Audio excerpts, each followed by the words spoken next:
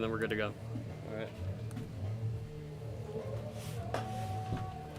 Hello and welcome to Criswell Automotive Field. I am Tyler Lochte, and alongside me is David Lewis, and we'll be joined throughout the night from special guest Dash Tischler. Welcome back, Dash. And again, seems like every night these two teams are going at it. Yeah, and it sure does. I feel like that's kind of to the benefit of both teams. The pitchers have seen these hitters, and the hitters have seen the pitchers that both teams are going to throw out tonight. Absolutely. Certainly Braves looking to get first win against you guys, but it should be a good game regardless. And then, David, last night the Giants, off of that break, they came up just short against the Aces again. What went wrong in that one? Well, there's a lot of errors early in that game. 4 errors total, 3 of them occurring in the first 5 innings. And the bullpen was short-staffed last night, so a lot of trouble came the second time through the order against Noah Tabai. He had a 2-out walk that came around to bite him eventually later in that inning. And after they got down 9-8, they just couldn't come back, even though previously in the game they were down, I believe, 3-0, came back 3-3, and then the Aces went up 5-3 to take the lead again before the Giants responded to go up 8-5. So Jai Sample on the mound. David, his first start, not so great. His second start, he started to put it together against the Big Train. Yeah, that second start against the Big Train, he went 3 1/3, giving up 3 runs, but none earned. 3 hits, 4 walks, 3 strikeouts. And the first pitch of this game is inside on Quinn Madden. Oh, it hits Quinn Madden. Before we've asked Dash to tell us anything about him, we'll just wait until the next at-bat for that, as he does hit first. So, leadoff man is aboard for Chris Morabito. Yeah, he sure is. That's exactly the start the Braves will have wanted. So Morabito, the left-handed hitter, will face the righty. Sample popped up and foul, and Morabito certainly a guy that you want at the plate as the Braves are looking for a big inning here. Sure is. He's a guy coming off Patriot League Rookie of the Year honors last year. Very promising young player, and he's been on a roll these last couple games. So Sample is going to have to try to forget about that hit by pitch. Morabito will take. That will miss just outside at 89.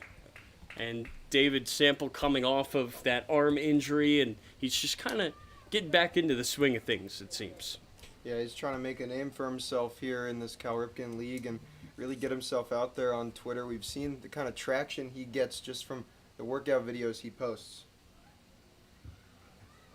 A swing and miss there. Well, that's a good example of just the stuff that Sample has. 88 miles an hour there. He puts it low in the zone. Tough for anybody to hit, especially somebody as good as Morabito.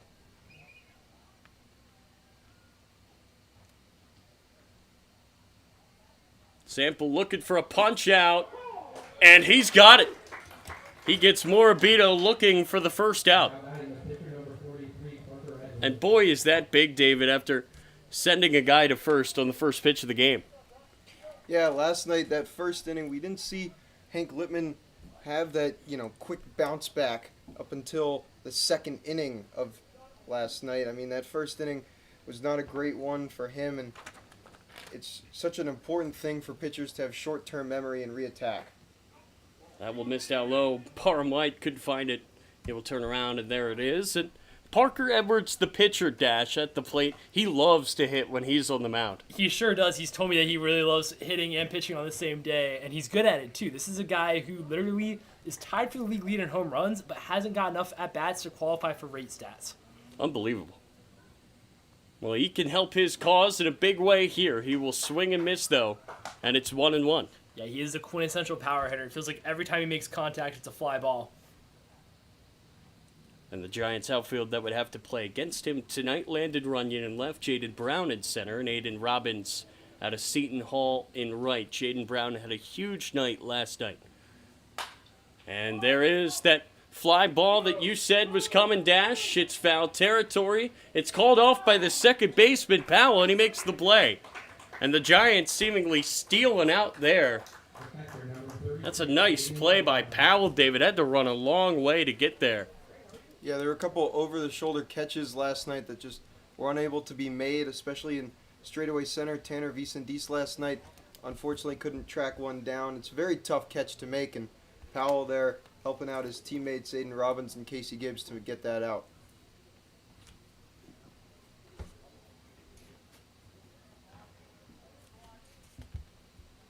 So 2 away now for Cholera.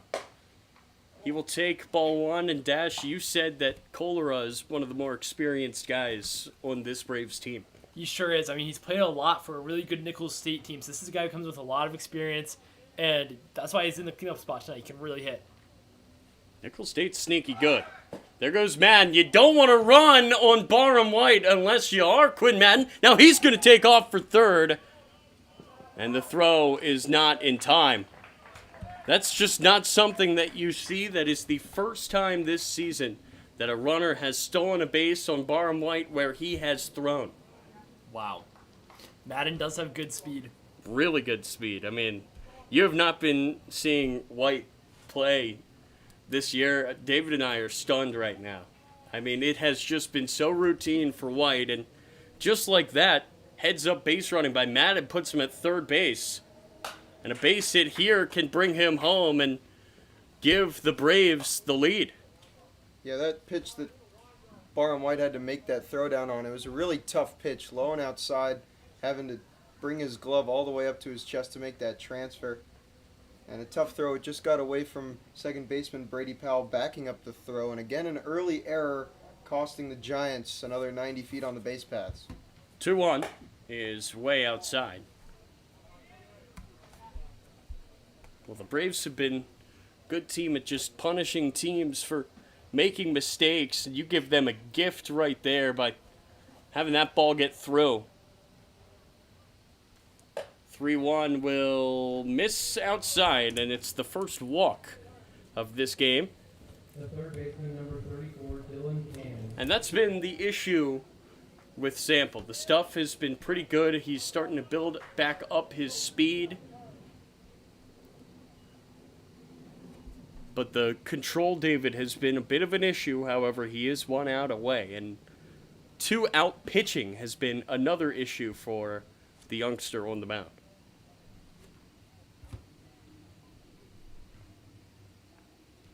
But again, an out here can change everything. A swing and miss is a good start to Dylan Can. Can's coming off a huge night. Hit a grand slam last night for the Braves. Well, we don't have the Mickey Mouse dimensions like you do down there in Lorton here at Criswell. Home runs do not come easy here. But a base knock is all that's needed from Can. He will take. That's a strike. What a pitch. The off-speed finds the outside piece. And it's 0-2. Sample looking for his second punch out. It would strand 2.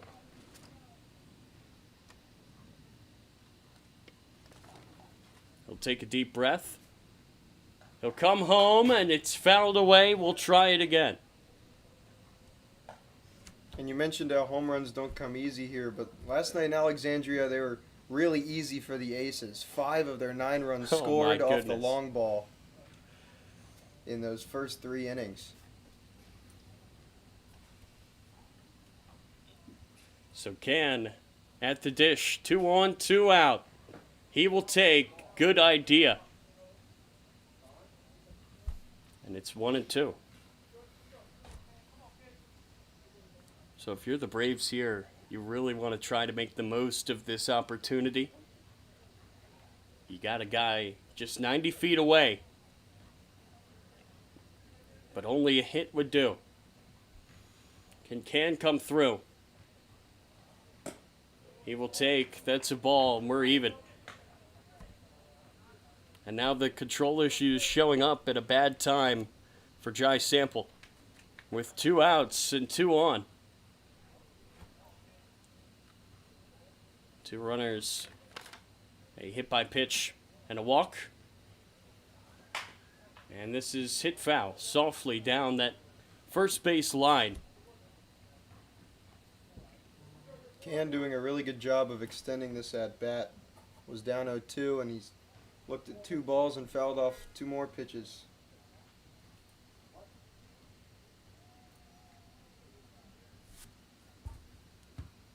2-2 upstairs.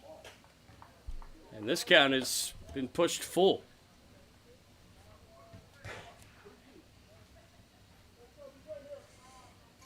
So again, for Zampa, you're just a strike away. No need to worry about the runners on base. But you got to put this in the zone. You don't want to load them up. And it's fouled away. That's a good job by Can to stay alive.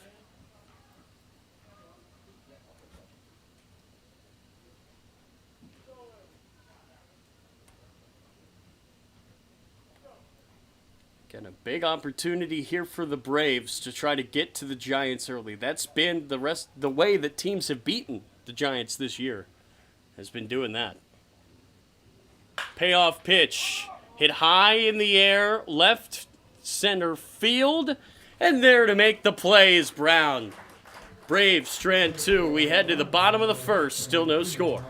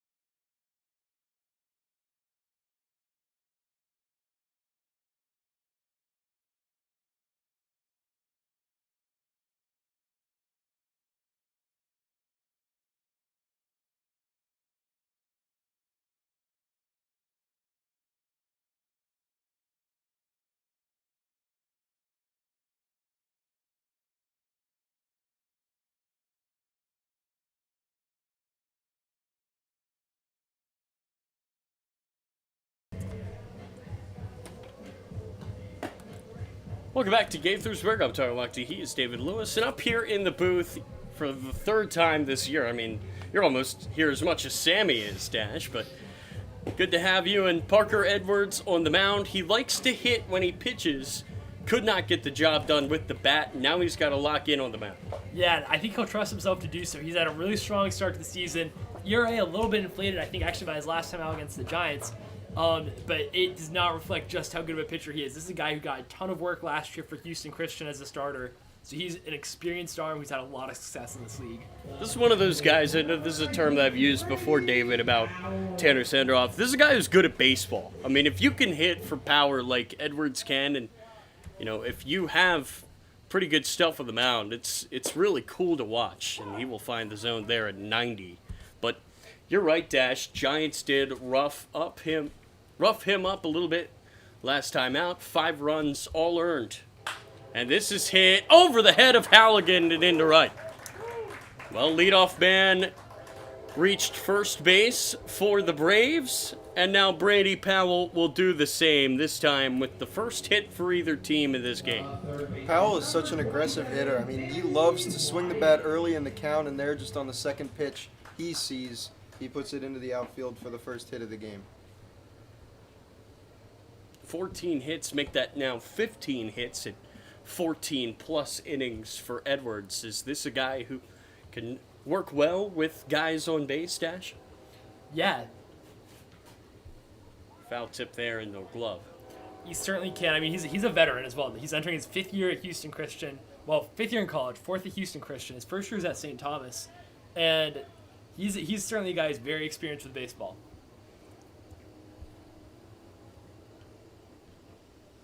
on one. Pitch is ripped foul. And, you know, that is so important, Dash. I mean, I know that you've talked about how the Braves have a few younger guys and a few guys that are coming back to the team again. But here on the mound, you've got a dude who can, you know, help out the younger hitters and also the pitchers with so much college experience. Totally, he's a really good guy to have in clubhouse. Off the end of the bat and foul. Yeah, that's an important thing. I mean, him contributing what he has both on the mound and also with his bat is a big bonus. But, I mean, again, to have that steady presence, a guy who has done a lot within the game, really does help out any clubhouse. Yeah, he's a big character, good guy, friendly, the sort of guy you want to be around on the team. 0-2. Another one foul. And yet again, Wyatt is late.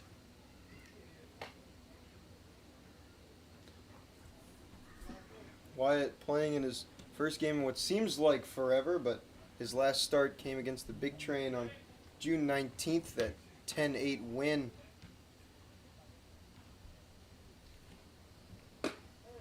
It's taken. Strike 3. That's a great pitch at 0-2 to get a guy in Wyatt who has fought hard in that at-bat, fouled a few off, and he goes down looking, and now it's Landon Runyon with his tropical little theme song there. It's always a fun little number. Runyon will swing and hit it into right. First pitch swinging is Runyon, and he will collect a base knock, the second of the game for the Giants, and now there's 2 on. David, he wasted no time there. Yeah, that's a great sign for Runyon. Yesterday, he went 2 for 5 with 2 RBIs. And keep up that production on back-to-back days. Very good sign for him. He takes good at-bats. He's very, very aggressive. One of the most aggressive hitters on this Giant squad. But it's worked out for him. Now it's Aiden Robbins. We know he's got ridiculous pop, and he will take there for ball 1. Well, we know that home runs don't come easy, David, here at Criswell, but for Robbins at the plate right now, they have really been easy in BP. He's only hit one out once in a game, and here's a bouncer. Charging is Laskovsky. That's a tough play and a nice dig by catcher Halligan at first base. I mean, Dash, you got a first baseman who can defend their position like that. That leads to a lot of extra outs on throws. Yeah, Halligan's a great defender, and that's something that gets overlooked a little bit because of just how good a hitter he is. He is quietly outstanding in the field. This is a guy who totally adds things both ways. You know, when you talk about a really good defensive first baseman, usually I feel like you think of it as a guy who can field ground balls, but a guy who can pick, a guy who can really read a bounce is very important. That is certainly an infielder's best friend. Absolutely. And you wonder if it takes some pressure off these Braves infielders to know that they've got a guy in Halligan there at first. This is popped up to left. Morabito's under it. He will make the play, and the Giants, much like the Braves, will strand 2. We will head to the top of the second here in Gaithersburg.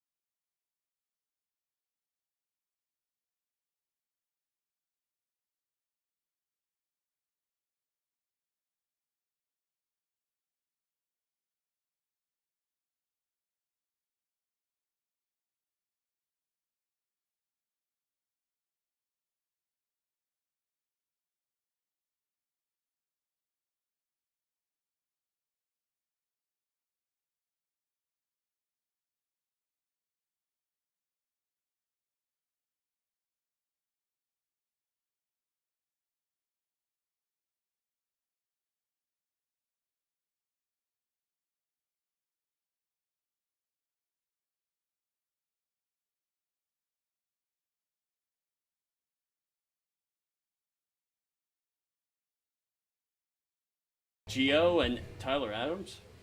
All right, coming back. The first baseman, number 20, catcher Halligan. So, Dash, we talked about what catcher Halligan can do with his glove at first base, and you mentioned, everybody just talks about his bat rather than his glove. His glove looked pretty good, which leads me to believe this is a guy who can really hit. Yeah, he is. I mean, he is totally a guy who can hit. He was second team All-League last year. Giants fans will, of course, remember the yes. walk-off. Yeah. He is the opposite of a Giants legend. And I mean that with all due respect to catcher Halligan, but I mean, that was a heartbreaker. Yeah, the crazy part is that maybe wasn't even his biggest moment last year. This will bounce in for ball 2. What was? What was possibly bigger than that? Hitting for the cycle. Yeah, you'd take that.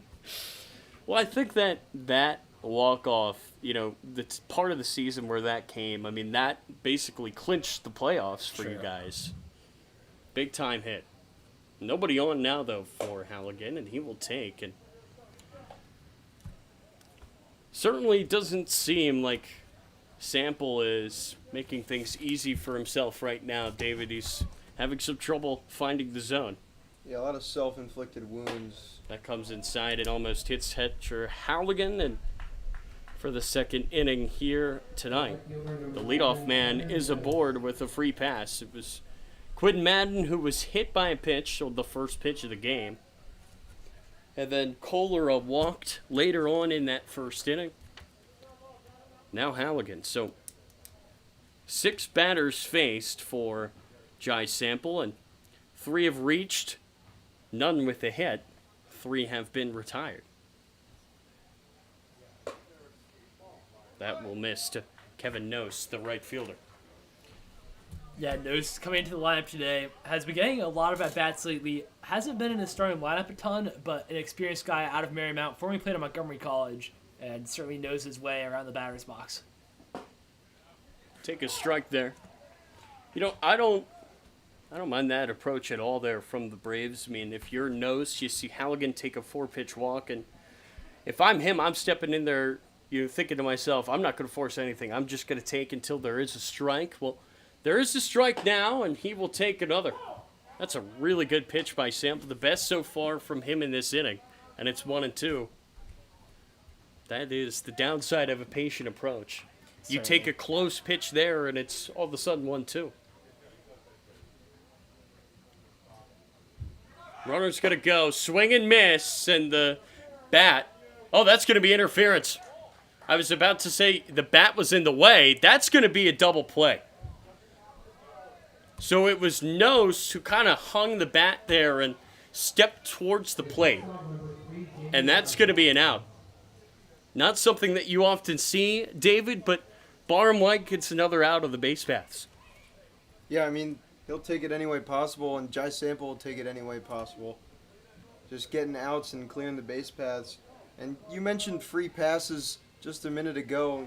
Last night in Alexandria, the pitching staff for the Giants had a combined 10 walks given up across 8 innings pitched. Braves coaches do not like that call. It was a tough call. I mean, yes, was he impeding on that throw? Absolutely. But it didn't look like there was as much intent there as there could be. It just seemed like he was following up and didn't really make that much of an effort to get out of the way. Now, obviously, you have to. And it cost his team an out, but I do see where the Braves coaches dash are coming from here. Yeah, I will say there's a controversial call of a similar nature. Last time these two teams played, I believe it was AJ LaBruciano was called for interference, and Braves assistant coach Jim LaBruciano, AJ's father, was pretty upset about I would that figure. one. And I will say, AJ's a big guy. It was hard to get out in that situation. So certainly this Braves staff remembers last time. They certainly felt like they were hosed. And I don't know if it's the same umps tonight as well as last time these two teams met, but if so, they're going to be feeling doubly aggrieved. Yeah, the home plate umpire already issuing a warning to the Braves bench. Doubly aggrieved is a combination of words that I did not think would ever be on the Giants broadcast network, but here we are. I mean, I give you credit, Dash. That was Some big boy grammar put on display. Thank you. Trying to bring some linguistic bravery to the broadcast tonight. I don't know if I should take that as a shot at us or not, feel like- but I would never say. It works. No, it's just a Braves pun. I mean, Oh no! Before that, what was it? Doubly aggrieved. I'm gonna use that. Now. That is awesome. Thank you. No, you guys put on a great broadcast. We Pleasure working appreciate with you. that. That's inside. That's another walk. I mean, I don't know about you guys, but at UMD, do you guys have a grammar test for your journalism Yes, school? and I Okay, failed alright. Hey, I failed mine too, so it's okay. I failed Yeah, it once, the- though. the- We're back. the- We're back. It's already passed and gone, but... The feared grammar diagnostic at Maryland. I had to take a remedial grammar class. Yep. It was written grammar in my defense. So that's not my strong suit. Talking, I don't need to sit here and identify, what's the subject and the Yeah. predicate of every sentence that I say. But yeah, diagramming was never easy for me. I had to get through that remedial class, however. Shout out to my brother. He's very good at grammar. Check on first is close. So, Laskovsky on first base now. His partner in the middle infield, Zach Scott, at the plate. Yeah, and Scott, another veteran guy. He's got a lot of big hits lately. And Scott is trying to prevent Jai Sample from getting through another scoreless inning. Again, we did see that call, that interference call that could come back to really bite the Braves, because you wonder if he would have been safe at second base, would have been close. Runner's going to go, and it's hit in the left. It's a great piece of hitting by Scott. The throw comes in. It is not in time at third. A big-time two-out single for Zach Scott. Good speed by Laskovsky to get into third. Fielder number 1, Quinn Madden. Not sure if that was a planned hit and run, but it was very well executed by Laskovsky and the Braves. And if that's hit the other way, that is a run. I mean, and that's credit to Laskovsky. He had a great read on that ball. Took the turn, got into third. An aggressive send, and it worked out. And for the second straight inning, there's runners on the corners with 2 outs for Sample to deal with. And now it's Quinn Madden at the dish. He will take strike one. We didn't get a chance to talk about Madden first time up, but I believe this is another returning guy. He sure is. This guy has been with the Braves for a while now, and coming off a huge year at Lynchburg. He was a D3 All-American, and certainly a guy who knows this league inside out and has had a lot of success in it historically. He's trying to get on for a second time tonight. He will lift this in the air right side and out of play. Jai is now a strike away from another inning with traffic, but no damage done. Quinn Madden a swing away from putting the Braves in front.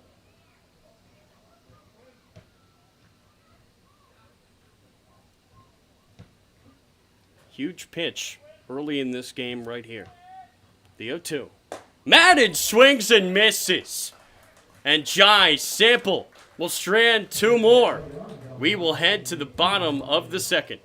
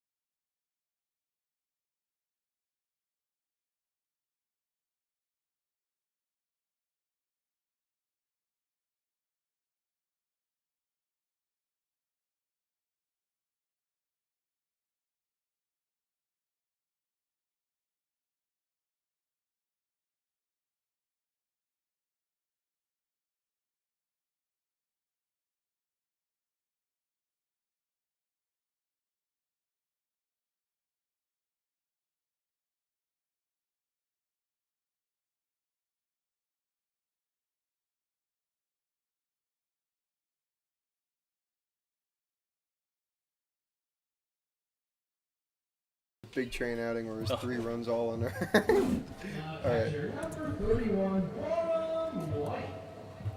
Real friend of the program, much like Dash Tischler, who's still up here in the booth in kind of a reserve role right now. It's Barham White who will stand in. White gets another guy caught stealing today, albeit with interference. He will swing and miss there. It's still Edwards on the mound, David. Yeah, and just talking about Barham White for a second, I mean, he made his first start, just his second appearance at third base last night in Alexandria. And another swing and miss. And in that game, he had an error in the first inning. But after that, he played a really nice game in the hot corner. So maybe we'll see more of that in the future. He will take outside there, 1-2. So you've talked at length this year, and rightfully so, about the run differential through 3.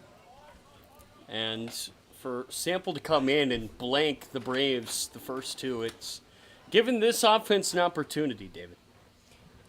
Yeah, it sure has. And last night there was a couple innings where they left guys on. Granted, they got those runners on base after they had already had 2 outs, but just leaving them on can really impact you. How about that walk from White?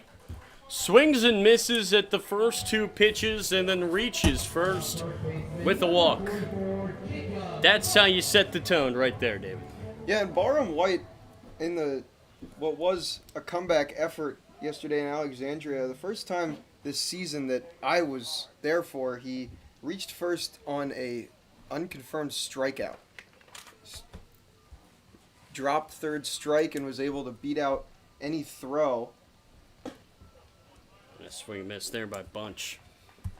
And so the Giants love to play a little bit of chaos ball sometimes. And We that can't started complain it. about that. It's been very entertaining baseball this year. Bunch in the left center. And White is going to be heading for nope, he'll stop at second. Remember, he was thrown out of the base paths the last time that I was here, and Coach Austin Grass at third says, you know what, I'll take 2 on with nobody out. What do you think of the decision to keep him there? I think that's pretty wise. I mean, you don't want to be too aggressive, especially with no out. Maybe with 1 out, you would change that and just try and get into a corners situation with 1 out. Maybe getting a bunt or getting Jacob Bunch to draw a throw to second to steal a run. But 2 runners on, nobody out for Casey Gibbs. There we go. My bad. It's the guy you want up. He will take right down the middle, though, and he doesn't make me look very smart. Come on, Casey. But Gibbs, a guy who was here last year.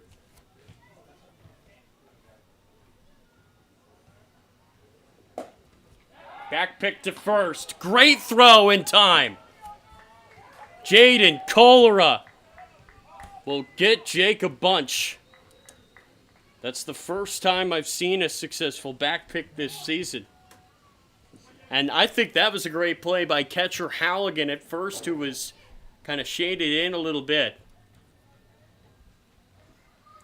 And I think that gave Bunch a false sense of security. 1-1. Swing and miss. And how does that change the complexity of this inning? It changes it a lot, and it's another base running mistake for the Giants. And during that 6-game long win streak, they didn't have too many of those, but back at it again today. That will miss outside.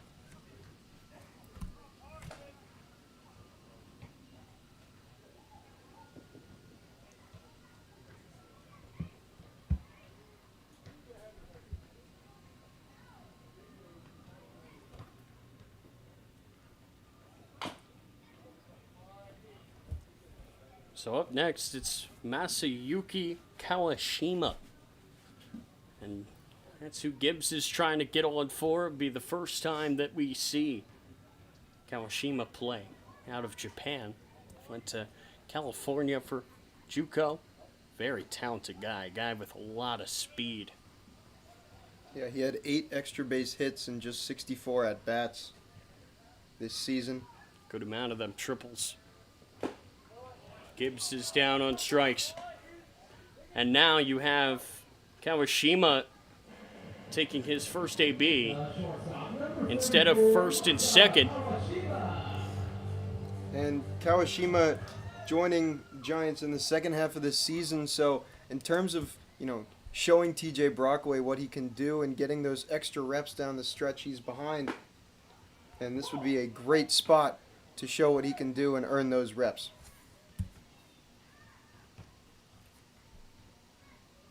The lefty, Kawashima, standing in.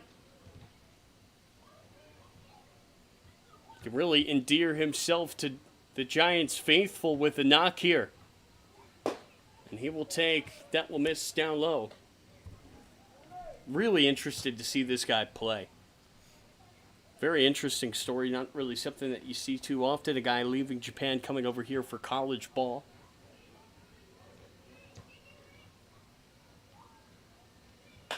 And he will hit it off the end of the bat, left field, and coming in to make the play is Morbido. That was not an easy play at all. Had to run in a long way, and the Giants will strand another. Still 0-0 as we will.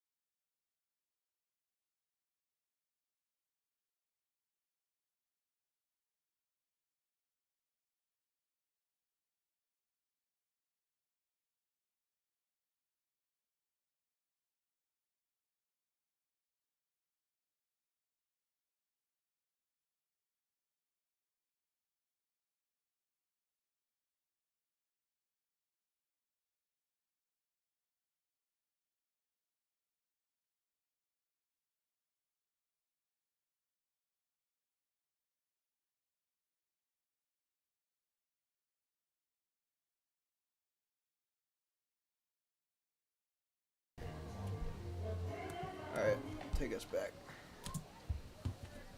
Tyler Lochte alongside David Lewis, Dash Tischler all the way over to the left just in case we need him. Still 0-0, and David, Dash, I guess you can weigh in on this as well, but every time these two teams have played this year, it's been close. I mean, it has really been cool to watch the battles that these two teams have had this year. A swing and miss there by Morbido, but, I mean, David, what have you seen from these matchups? Yeah, I mean, it was really close, especially in the last meeting between these two teams back on June 21st, up until those last couple innings where the Giants got some insurance runs. That one's fouled back, and thank goodness for that fence, or else we would be decapitated up here. And thank you, as always, to Miss Lisa for keeping us fed up here at the booth. We need to get a sponsor for the booth. Good way to make some quick dough. Morbido pops it up left side. Called off by Kawashima. He'll make the play. So, again, Dash, I just asked David the same question, but again, close games after close games for these two teams. You wonder, does that help them both, or does that change your approach, knowing, it's probably going to be a rock fight tonight? I think it focuses your approach a little bit, because when you see the Braves lineup, you can tell they're really trying to prepare for it. I mean, certainly the choices they've made tonight are with an eye towards what they've seen from this Giants team, and yeah, close games have made this one a fun series this year for sure. And we'll find the zone. It's two teams that have a good shot I think, at the playoffs this year. The Braves obviously made it last year. They do have some work to do right now to give themselves a better look and a more comfortable look. This has popped up again, way up. Barham White is going to see that. Oof! Not sure where that hit, but loud crash.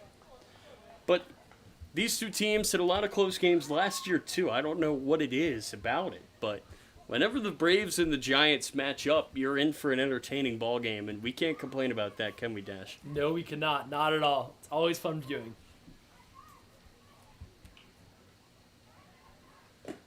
That will miss in the dirt. So, when I said that the Braves do need to do some work to try to get themselves in a better spot, they're in an interesting spot right now. They're second in the division behind the Aces, who seem to be the toast of the league right now, the defending champs, but at 9-11.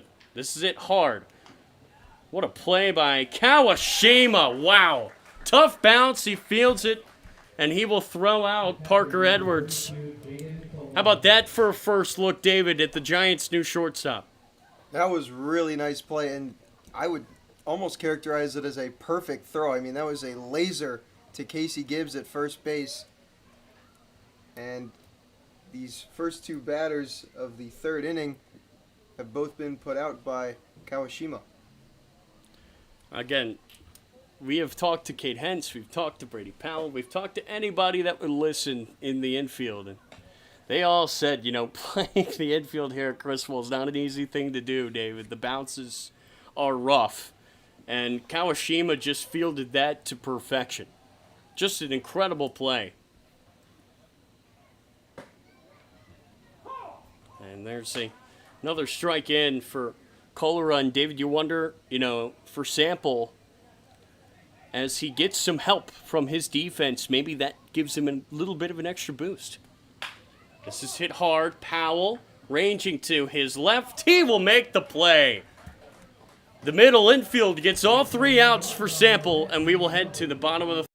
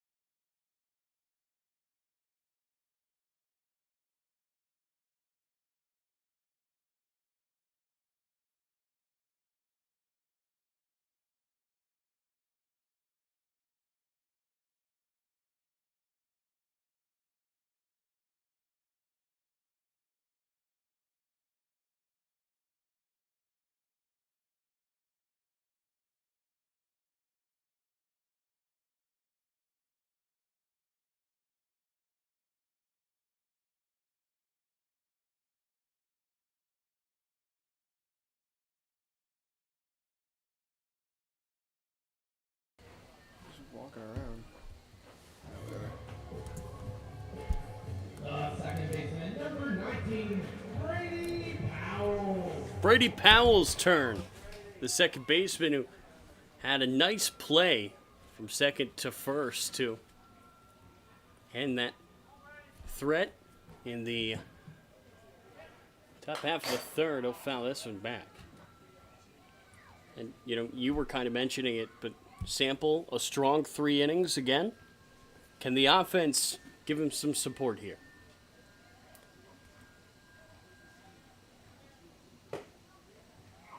There's a strike, gets the outside piece of the plate. And Powell last night in Alexandria took over again the team lead in RBIs. Chopper to second. throw from the shortstop. Laskovsky's in time. Sounded like a busted bat there for Powell. Yeah, I think you're right. Big Train up 1-0 over the Senators. T-Bolts, wow. Putting it to the Aces right now, 7-2. And the Grays up on the Crop Dusters. I don't think it matters the team. I just think in this league, no lead is safe in You're any right. game. Especially when... I will say it matters because when it's the Big Train that's losing, it's especially true. Could be up by 22 runs and I still wouldn't count him out. Strike in there to Danny Wyatt. They would probably steal home 15 Right. out of the 22. Yeah. Bouncer foul. So I wonder, when the Giants start to get to a point, if it is the T-Bolts who are currently 4th of the division against the Aces who lead the other division, and I believe are the only other team above 500 right now. I wonder when you get to the point where you stop rooting for the Aces in those games and you start worrying about, the battle with the Aces for first in the league. Well, that was the underlying thing about last night's game. The Giants are now 0-3 against the Aces, and that loses the head-to-head matchup for the regular season series, and I believe that is the first tiebreaker. So if the Giants and Aces are both division winners with the same record, then it'll go to the Aces for home field advantage throughout the playoffs.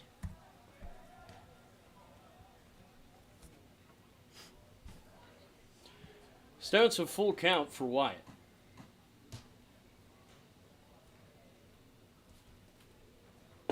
And he will take strike 3. Parker Edwards, after getting roughed up through 3 innings last time against the Giants, no such trouble here tonight. He is mowing down one of the top offenses in this league.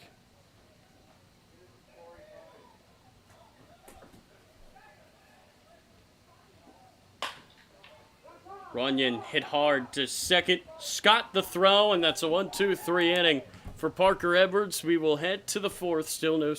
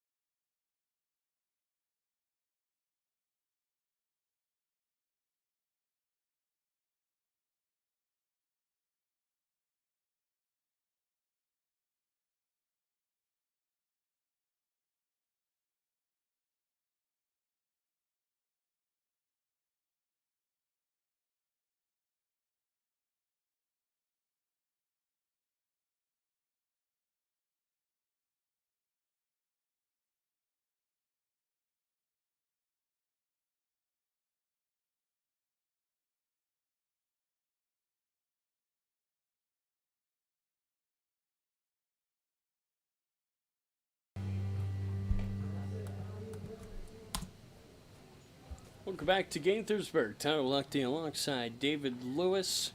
Jai Sample back out there. Baseman number 34, Dylan Cann. What have you liked from him so far?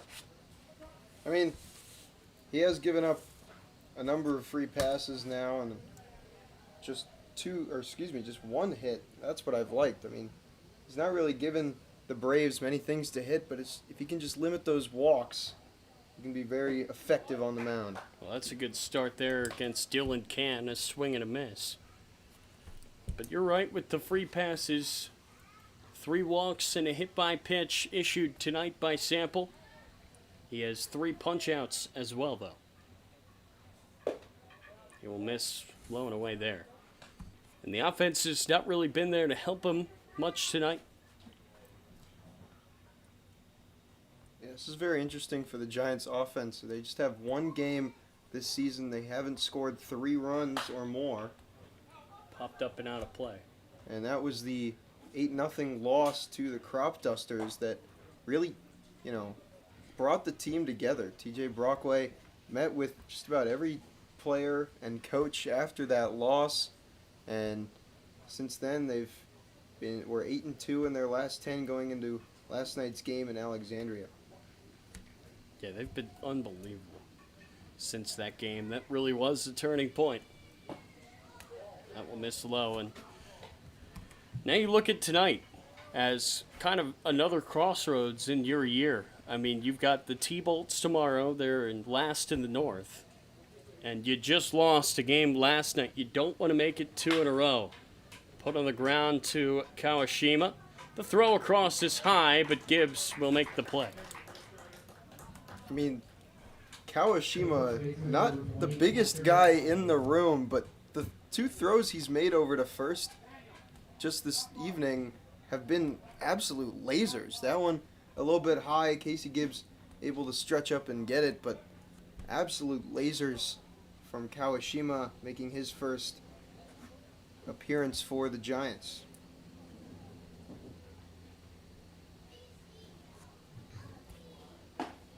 Strike in there to catcher Halligan. This is a guy, David, who can change this game with one swing, and he's facing Jai Sample on the mound. Sample has not gotten a second out in the fourth, this season. He's looking to do it right now. He's a strike away. His longest start was 3 1/3 against Big Train. No earned runs in that one. Sample just seems to get better and better every time he takes the mound for the Giants. Really nice guy, talking to him after that Big Train game. 0-2. Upstairs.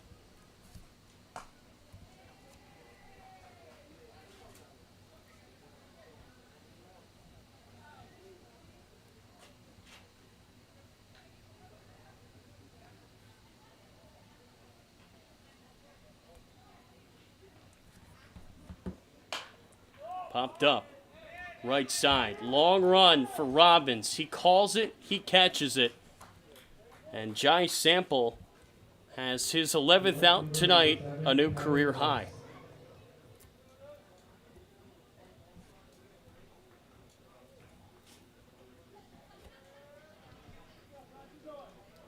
Yeah, he's now retired 6 straight Braves. So he's looked to have settled in after, as you said, 3 walks hit by pitch and just 1 hit given up so far. Showing bunt here is Nose. That's well foul. And if you're Sample, who's had a little bit of trouble finding the zone on the first pitch of at-bats, you'll take that. That's a free strike. That's a 0-1 count. Yeah, it's the 3rd time this inning. 3rd batter faced. He's gone up 0-1. Wonder if Nose is going to show bunt again with 2 outs.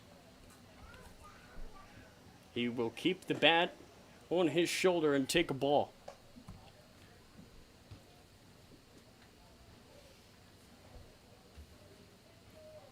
So 2 away here in the top of the 4th in this 0-0 ball game. Nose will take. That's a strike. Delayed call. But the Giants will get it. It was a very good pitch. Broke back over the inside part of the plate.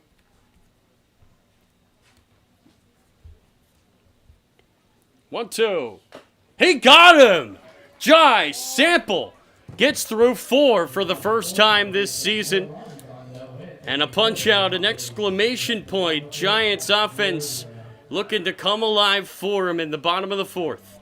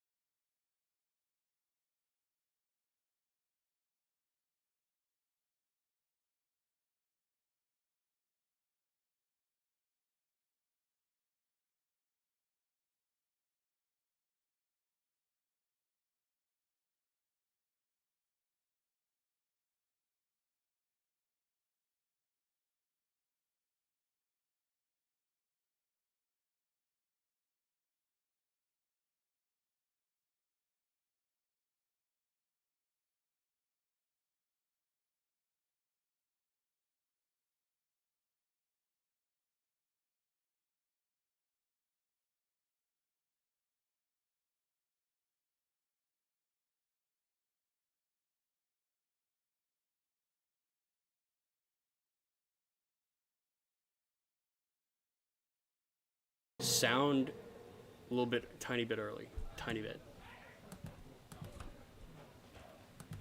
Aiden Robbins at the plate. Giants have had 3 hits in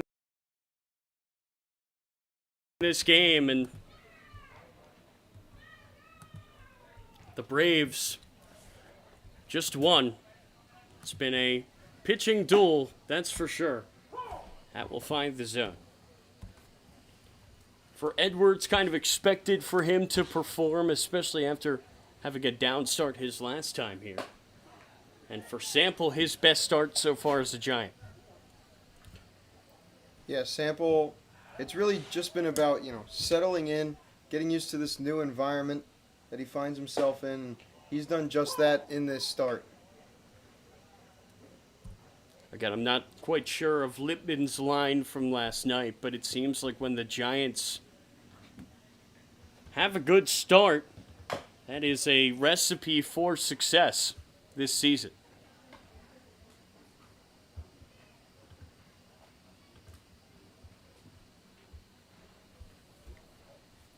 Yeah, Lippman's final line, 2 2/3, 5 runs, 3 of them earned. Throw to first on the strikeout is in time. Yeah, 5 runs, 3 of them earned, 7 hits, 3 walks, and just 4 strikeouts.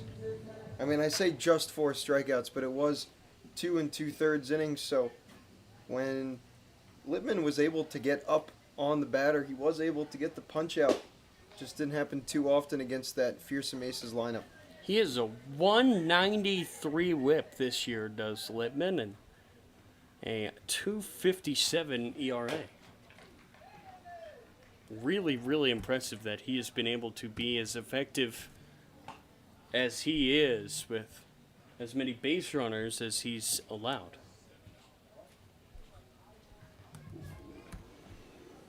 Brown, well hit and out of play. He pieced that one. Yeah, left the bat at 96, and Brown, he leads the Giants in walks with 13, but last night he went 4 for 5 with 4 singles and 2 RBIs, had himself a day at the plate. That will get away. The throw to first in time again. Wow. This is not the same Parker Edwards that the Giants put 5 runs on the board against last time, that's for sure. Yeah, and on that drop third strike, Brown had to, almost do a double take. Almost didn't believe that the ball made its way to the fence, and I think had he just done a single take and taken off, he probably would be standing on first right now. So 1-0. Man. Very impressed with Edwards so far. He'll find the zone there to Barham White. Has not allowed a base runner since Jacob Bunch singled in the second. Remember, the Giants had 2 on to start off that second inning, and then Bunch was picked off. And since then, and if you do include Bunch, because he was the first out of that inning. Yeah, Giants have stranded 3 runners in scoring position already tonight. And again, 8 of them have been retired in a row now by Edwards. Again, that is including Bunch's single, as he was picked off during Casey Gibbs' at bat. White will foul that off.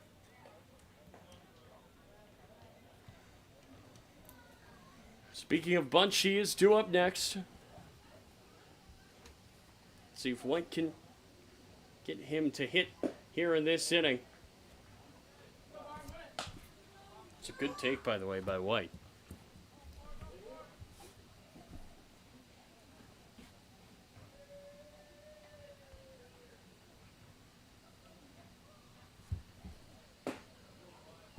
And there is called strike 3.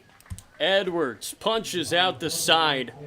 And it's still 0-0 as we head to the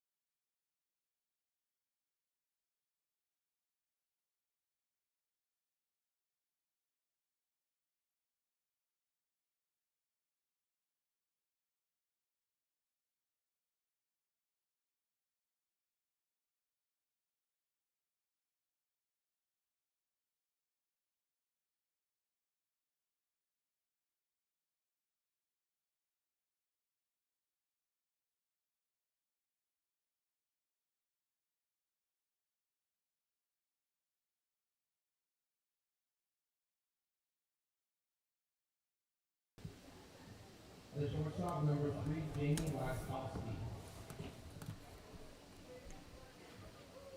Welcome back to Criswell Automotive Field. I'm Tyler Lochte. Alongside me, David Lewis.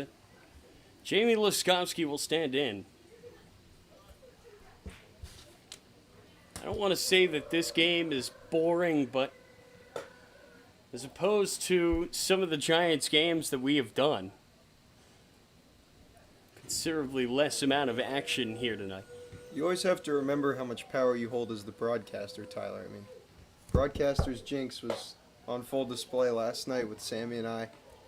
Look, I'll take a Giant going out there and just, pitching like this any night of the week, but I want some offense from somewhere. I didn't mean like this, Jai. 3-0 count here to Laskowski, number 3.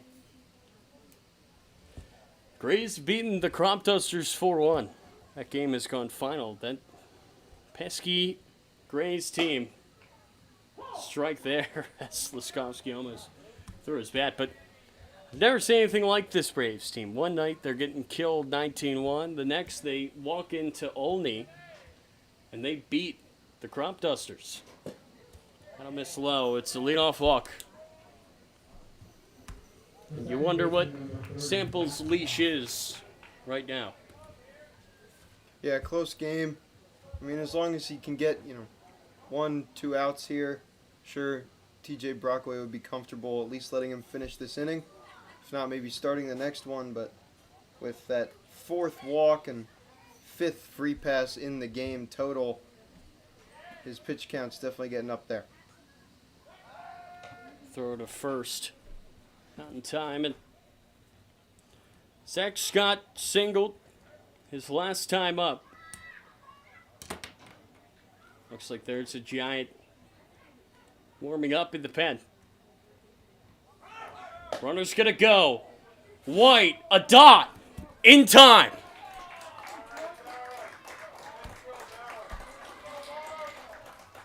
From White to Kawashima. First time that we've seen that this season. First of hopefully many. And Barham White does it again. Yeah, that pitch way better to get a good jump on for Barham White. Get that out. I just don't understand why teams are still running on him. I really don't. It just does not make much sense to me, David. I mean, the numbers are there. All it takes is a simple look. What have teams, again, I don't care who's back there, honestly. What have teams done against Giants backstops this year on the base paths? And the answer is not much. I don't care if it's Kleiman, McNally, or White. All of them have shown that they have an arm. 2-1, hit hard. That's going to die in the grass. A throw from White in time. And on a play like that, this field helps. I mean, that was a very simple play for Wyatt, but the ball's momentum was not killed enough to not give Wyatt enough time. Yeah, I was going to say, good job by Wyatt to, stay composed. Sometimes when the ball dies in the grass like that, infielders will panic, rush their throw, and make an error in the process. But good job by Wyatt making a smooth play in time. Matted fouls that one away, and Sample looks like he can stick around. He's thrown now 73 pitches. So, starting to get into the territory, especially with a guy who has not even really approached that yet this year, but something to keep an eye on. He's pitched really well, though. That's a close miss there from Sample. Good job by Madden to hold up. Madden really wanted to swing at that pitch. I mean, he started that bat barrel going around. Good job by him to hold up. 1-1, swing and miss. That pitch in almost the exact same spot as the one Madden just check swung on. So good job by Sample and Barham White calling the game. 1-2. Outside a bouncer.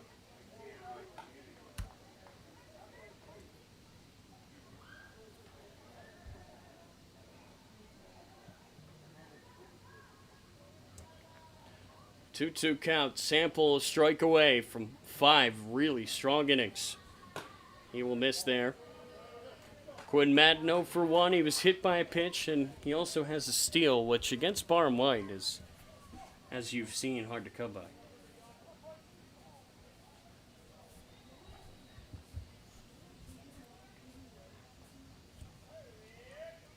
Full count, 2 outs. Sample to Madden. Payoff pitch. He got him looking! And Sample, with a smile, will head back to the dugout, spinning 5 scoreless innings. Can the offense help him out when we come back?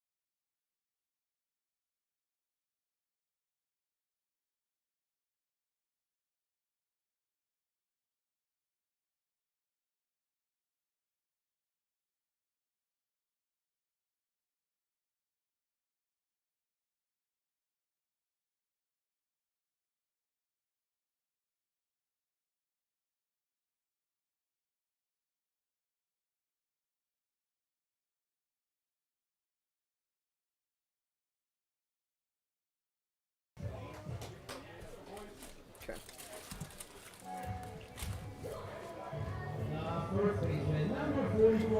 Welcome back on the Giants Broadcast Network. I'm David Lewis. Tyler Lochte, play-by-play as he has some food.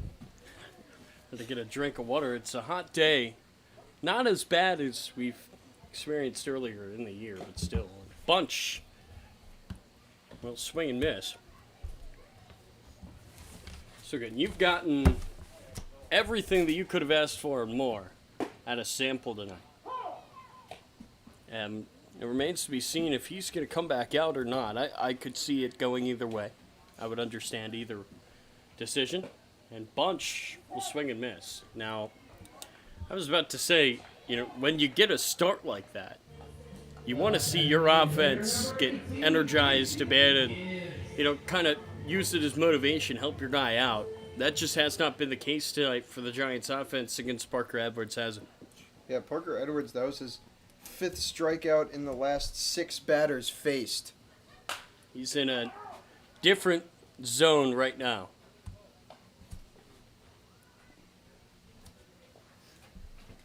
That's for sure. We've been impressed by it. 0-1 here to Gibbs. Gibbs will take low and away. Now, Dash, you've seen a lot of this guy, Edwards, this year. Is this the best that he has looked? It might be. He's dialed in. Just miss outside there. But, I mean, you see Sample pitch so well for the Giants, and Edwards, who has faced Sample a few times in the box, he knows more than anybody, what is coming at these Braves hitters. Do you think that provides some motivation for him, knowing what he needs to do firsthand? I mean, I'd have to think it does. Certainly he knows it's a big game. This is hit to Halligan at first, and he makes another good play. Man, when you've got a first baseman like that, things get a little bit easier, Dash. They sure do. Now it's Masa Kawashima's turn. But again, David, what do you think of that? I mean, for Edwards to see firsthand Sample stuff and be like, all right, you know, that's what my guys are facing. I've got to go out there and give the Giants the same amount of trouble Kawashima tries to butt. You know, it's just so interesting to have like those two perspectives Right. in one baseball player Absolutely. and in one game. I mean,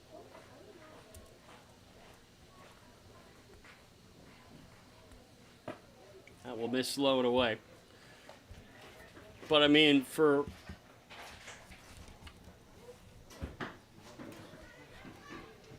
the Braves pitcher so far, it has been so impressive.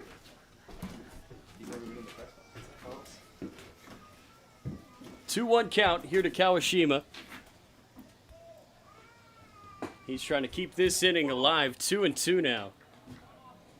And again, for Edwards, he is not letting up. He's been touching low 90s all night long. That's fouled away. So Kawashima, he stepped in. He tried to bunt. First pitch that he saw.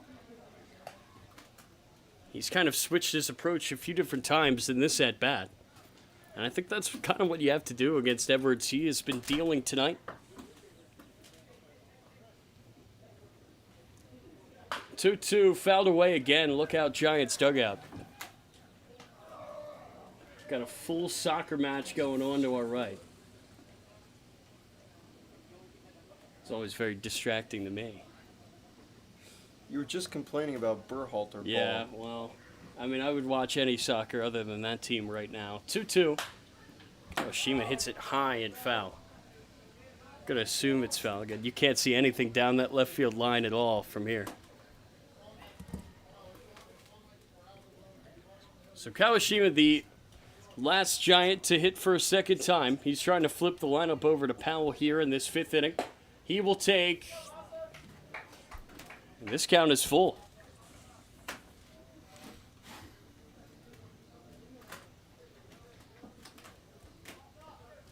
Can Kawashima find a way on? He'll swing and miss, but it gets away from the catcher, Cholera. How about that speed for Kawashima? It's the Giants' first base runner since the second inning. Good strikeout. Masa, I mean, that is how you beat a guy as locked in as Everett. You can't expect to get a hit. You get a strikeout and you hustle. Now it's Brady Powell's turn. Hadn't seen that play at all this season up until last night, and now I've seen it in back-to-back nights. Giants really hustling things out. Kawashima thought about going. He will stay put. It's always funny to write that down. Advancing to first and then just a little K instead of a 1B or a BB.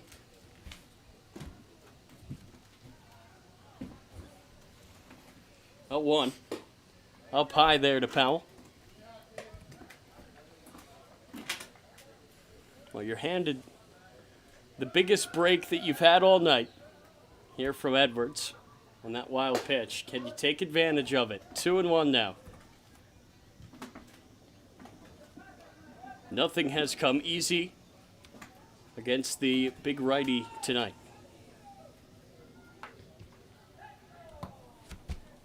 Two-one pitch. Powell swings and misses, and the count is even.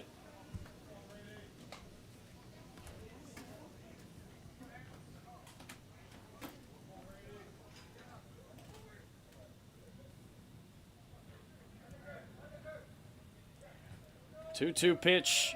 Here to Powell. He will take high. Kawashima into second base. He's out. Great throw by Cholera. Catchers are trading blows, and we will head to the sixth.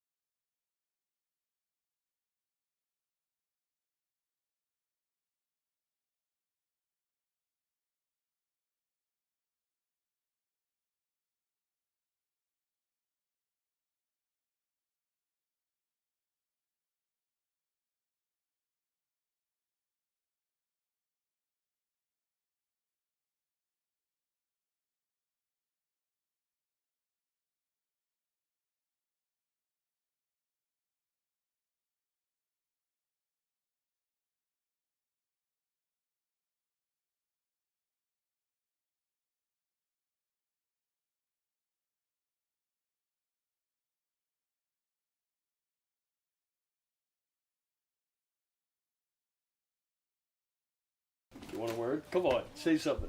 All right. No, I got nothing. Mitchell Bramsway is on the mound right now for the Giants. He will come in for Sample, who had a fantastic start here tonight. Let's see what Money Mitch can do. He's been real good this year. First pitch will miss high. Two Giant pitchers up here in the booth. They're too scared to say anything. Trey Sahajic, Jackson Bauer as well. This is Bramsway's 7th appearance on the season. 9 innings pitched, 8 strikeouts, 6 walks, and 7 hits given up. Again, it's tough to see a good start like that from Sample. No runs on the board to help him out, but Sample's giving you 5. This is hit well in the air, right center. No trouble for Robbins. He will make the catch, and first batter that Bramsway faces, he will get the out. And now it's Parker Edwards, the pitcher's turn.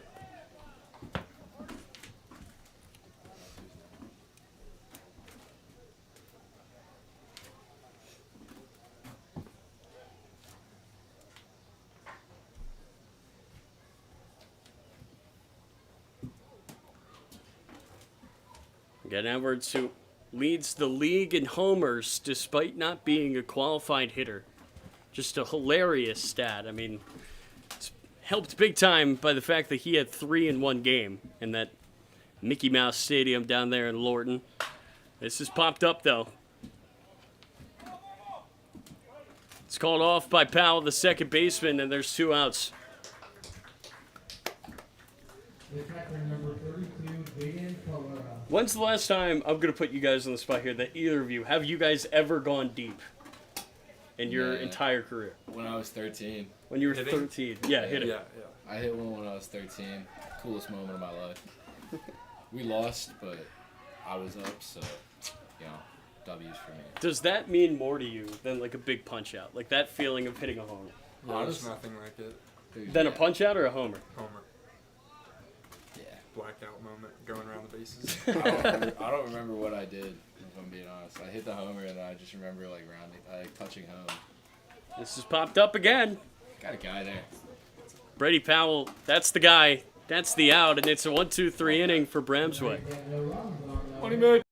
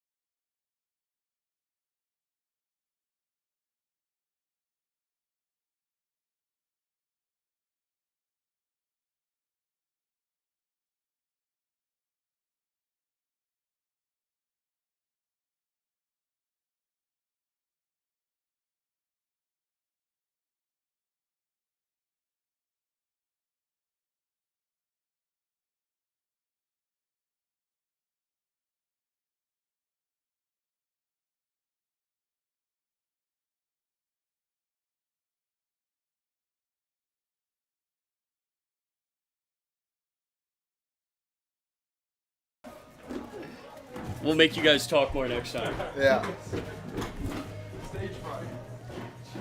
Stage fright there from the 2 big arms. And, you know, David, it was such an interesting perspective there to kind of hear about that pitch limit, you know, that we were talking to Big Trey about. Summer ball is certainly an odd thing. And new pitcher in for the Braves, it's Matt Wright. And to tell us more about that, Dash Tischler will slide over again. Yeah, so Matt Wright, we've replaced one two-way player on the mound with another. I'd imagine Parker Edwards will probably stay in the game as a DH. Matt Wright, a guy who often plays in the outfield, out of Ferrum. He's another returner for this Braves team. And yeah, certainly a guy who's effective both on the mound and at the plate and in the field. Well, you talked about Parker Edwards staying in the game, and man, what a great performance from him tonight. 5 innings, 3 hits, no runs, 1 walk, 8 punch-outs pretty remarkable. He Is was that the best outstanding. start you've seen from any Brave this year, Dash? Oh, maybe. We don't usually send guys this deep, so I think he's going to have to take it on that. We've seen some really good starts, but that might be the best we've seen. That was 5 phenomenal innings. Yeah, he was outstanding. And I mean, this is the thing about this Braves team. There's a lot of good pitchers.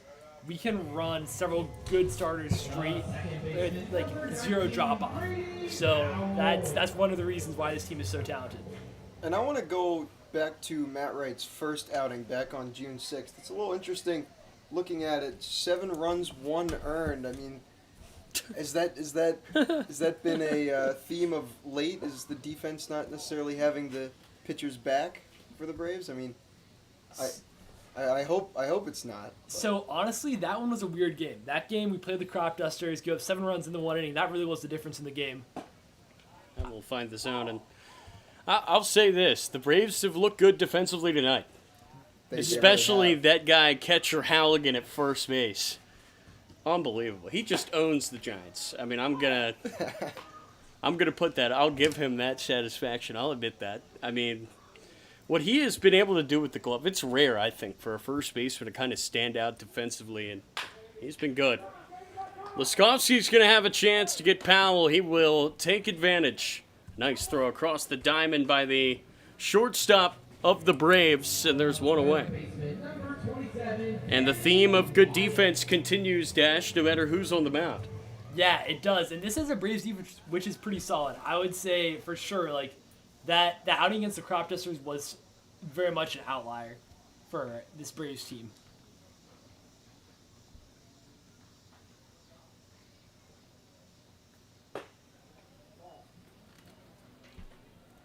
And the other thing that sticks out to me for Matt Wright's numbers, especially at the plate, 7 hits, 4 of them doubles. I mean, he's hustling around the base paths.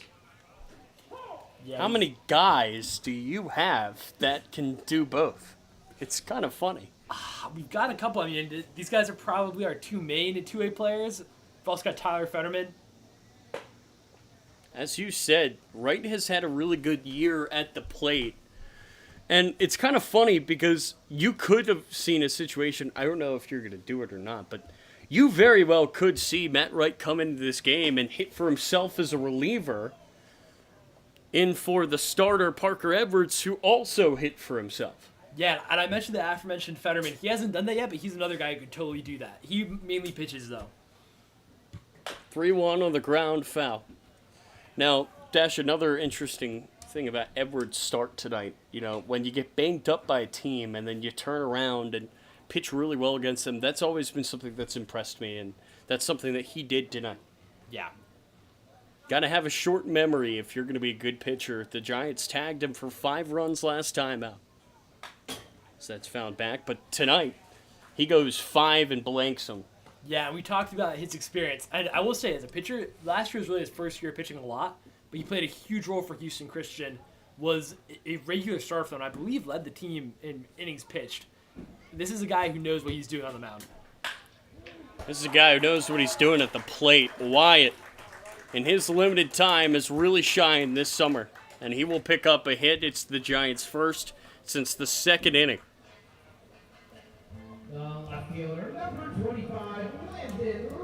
That's a good piece from a guy who struck out looking twice in this game. Yeah, that breaks up 13 straight retirements in the Giants lineup, if you include that Jacob Bunch pickoff. And also, The he had Kawashima caught Yeah. at second base. Well, in a game like this, Dash, every base runner is so important. I mean, we have not seen many, and the ones that we have, you know, they really have not been as valued. There's been some aggressive sends, there's been some outs on the base paths, but it's been a close game, and maybe Wyatt could be the difference. I mean, you just don't know. The way that these two teams are pitching, you have to maximize every guy on the base paths. Yeah, it's tough. There's a real push-pull because you need extra bases. There's a few ways better to do that than by sending guys, but at the same time, these are 2 catchers who've thrown out multiple base runners. So it's tough because you really don't want to run those guys and these catchers, but you also kind of need to run them to get Because your the offense pitcher's into been a so good. position. Yeah. Yeah, I fully agree with you, Dash. That's a strike there on Runyon. Because as we've seen tonight, there just have not been many guys who can get over to second or third base. There hasn't been for a while at least. But you just want to put guys in a spot where a base hit is all that's needed. Big swing and a miss there by Runyon. But at the same time, you're right with Cholera and Barham White behind the dish. Certainly making teams think twice. Definitely. Such an interesting matchup. It's just so different from what we've seen all year. 2-2. This is the longest in any game that the Giants have played this year where there has been no score. Because the only other low-scoring games I can think of was the Braves' 3-0 loss here earlier this year and the 4-3 game against Big Train. This is hit down the line and foul. But in those two games, if I remember correctly, I feel like there was some early scoring. But this is a different type of game. What about the Braves? Have they been in any really close, low-scoring matchups this year? They have. This usually runs throughout. I mean, this is probably the truest pitcher's duel we've had all year. Something different. That's for sure. That hits Runyon. And he had to be careful there because, that comes inside on the hands. And Runyon, I guess, did a good job of this, but on a full count pitch, you don't want that to hit your bat. Yeah, you also want to make it apparent to the umpire that you're at least trying to get out of the way a little bit. Hopefully Runyon's okay, having the training staff come over and talk to him. Yeah, I think better safe than sorry. You just want to take a quick look. Runyon appears to want to stay in this game, and there's nobody that's up in the dugout that could be replacing him. So in a spot like this, I think you got to give Edwards a warm-up, Wright a warm-up pitch or two. I mean, definitely throws him off. Yeah, let's see what happens here. So Runyon's going to stay in the ball game. Are we going to need any tape or anything for him? I saw the trainer walk back over. Nope, Runyon's good to go. Tough guy out of California. So the Giants have a little something going here in the bottom of the sixth, and they've got a great bat in Aiden Robbins at the plate. Robbins 0 for 2, struck out his last time. Pops it way up, right side, nose, under it, makes the play. Everybody's going to stay put. That was a good throw in from Nose, and the Giants up not to test his arm. What have you seen from his arm this year? Was that the right choice, Dash? Yeah, I think that was the right choice there. I mean, certainly Nose showing off his arm there pretty solidly. Yeah, that was a dot right to second base. So an unproductive out for Robbins, and now it's Jaden Brown, the Giants' best offensive guy last night. Let's see if he can come through in a big way right now. Base hit could be the difference in this game.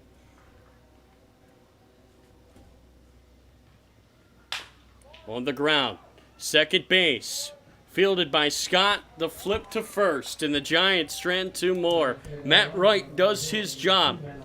We will head to the seventh inning, 0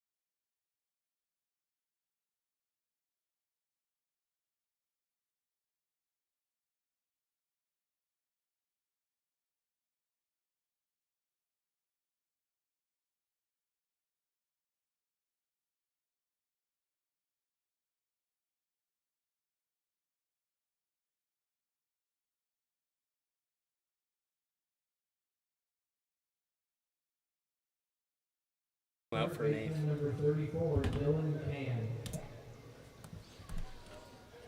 Dylan Can will stand in against Money Mitch Bramsway. Both Sahajic and Bauer happy with him. That will miss outside.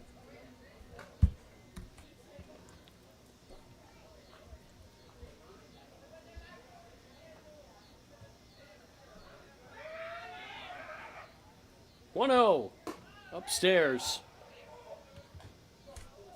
And every at-bat at this point in the game, David, seems so important.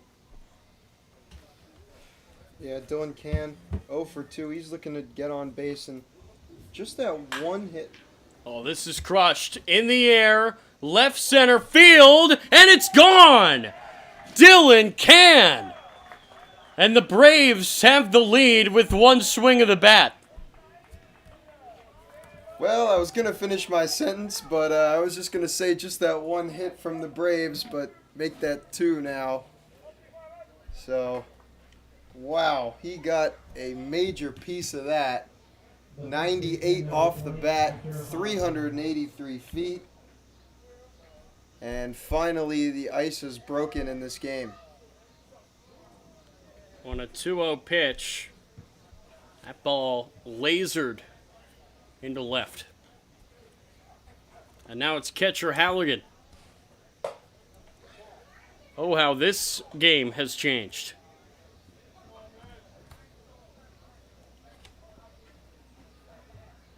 And you said it.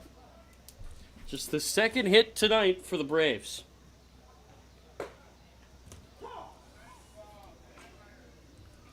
So now if you're Bramsway, how do you forget about that? You got to have the memory of a goldfish right now if you want to find a way through this inning. Yeah, fortunately for him, he's now going to the bottom part of this Braves lineup. It's not any easier with the guy currently at the plate and catcher Halligan. But the 8-9 hitters have reached a combined 3 of 4 plate appearances tonight. Leskovsky and Zach Scott. Scott actually has the only other hit tonight. That will hit the umpire. Looks like everybody's all right.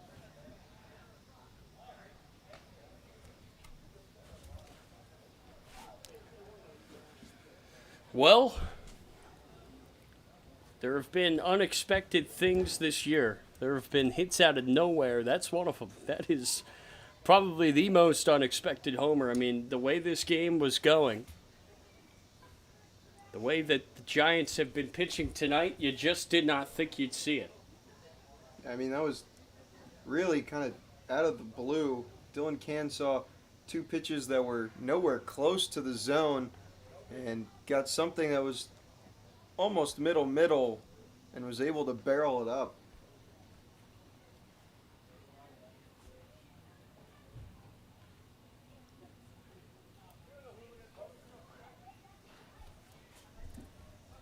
So catcher Halligan at the plate, 2-2. Hit well in the air to right. Robbins is there.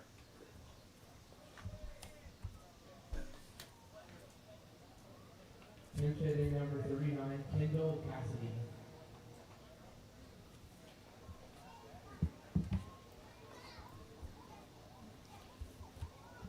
So now it's Kendall Cassidy. And I think that Kendall Cassidy is another guy who can pitch. Because he will stand in here.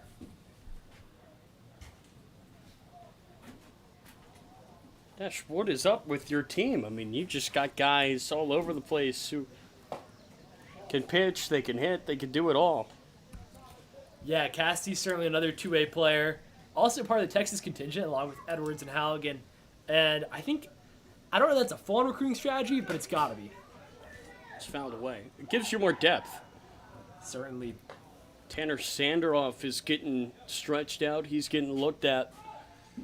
And if the Giants can find a way to get 2 runs, oh boy.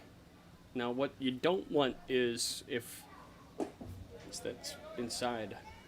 What you don't want is if Sandaroff was already warming up and then something went wrong with his shoulder. That's what I'm looking to avoid right now.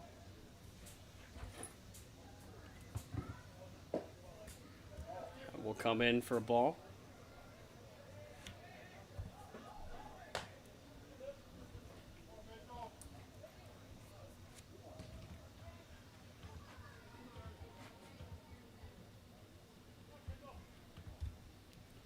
Three-one to Cassidy. He will take ball 4.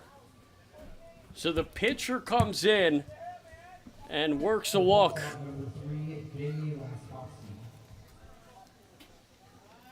And now that you're with us again, Dash, what did you think of that swing from Dylan Can? Did it surprise you at all to see him go deep there? So Can now has home runs in back-to-back nights, and I think that he is really finding his power stroke as the season goes along. Running for the Braves, number 6.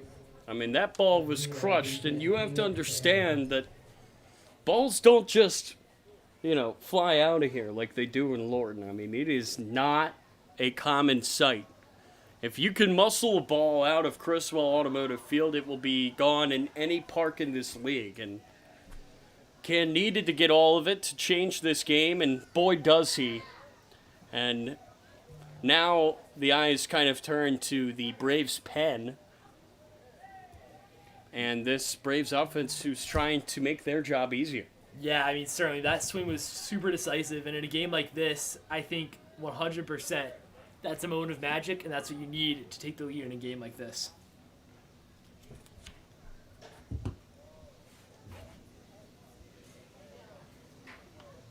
Bramswick gets a conversation that gets away from White. No trouble. Can't confirm, by the way, that Sandaroff, who's sitting on the physio table right now, just a stretch, no injuries there. So pinch runner now for the Braves. Was unable to see a number as he trotted out there. Hit hard to second base. The throw to first is in time. New shortstop Kawashima. Doesn't matter who's in there. Giants are going to turn 2 against anyone. And we will head to the bottom of the 7th. 1-0 on that big homer by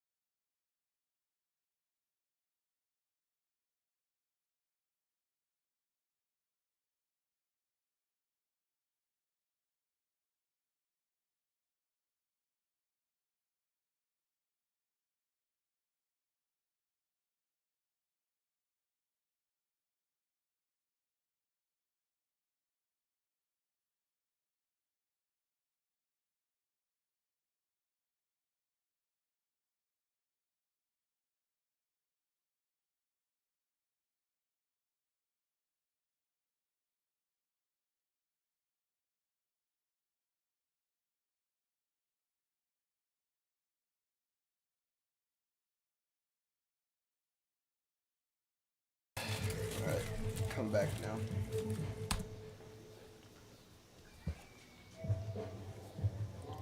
The catcher, number 31, Barham White. Barham White will stand in. He pieced up a ball against the Braves and hit it out. Albeit in that Mickey Mouse fun house down there at Lorton. Now, as many times as I say that, I don't want it to sound like there's a negative connotation there. I love calling games in that stadium. I mean, it really is fun to see pop flies get out. And if I were going to build a stadium, that's how it would be. I wish that every stadium in this league had the dimensions that they have down there in South County. We'll take But again, I mean, it's no secret. Hitting a homer there and hitting a homer here are two very different things. Don't miss outside. It does, I think, help the average hitter, the guy who is shooting for average, to hit in this ballpark, though, David, because there's just so much more room to cover out there. Yeah, there's a lot more gaps for these fielders to track down. A leadoff walk for Barham White. Just what the doctor ordered for the Giants. And now if there's another guy in this lineup who certainly has the power to hit one out, it's the guy coming to the plate now, Jacob Bunch. He's 1 for 2 tonight. Had a single back in the bottom of the second. And that will miss upstairs to Bunch. Giants are not trying to stay behind long, that's for sure. Check on first is late. And with that Barham White leadoff walk, Matt Wright's strikeout to walk ratio on the mound now goes to 2 to 8. 8 walks, just 2 strikeouts for him. So a little bit of an issue there, but he finds the zone.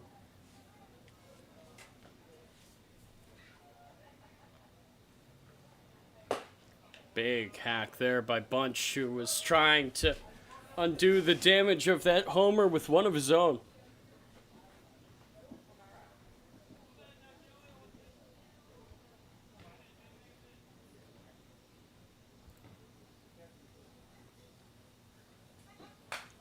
Bunch will foul away. I believe Bunch still just has that one lone homer from the 19-1 game at DC earlier this year that you and I were there for.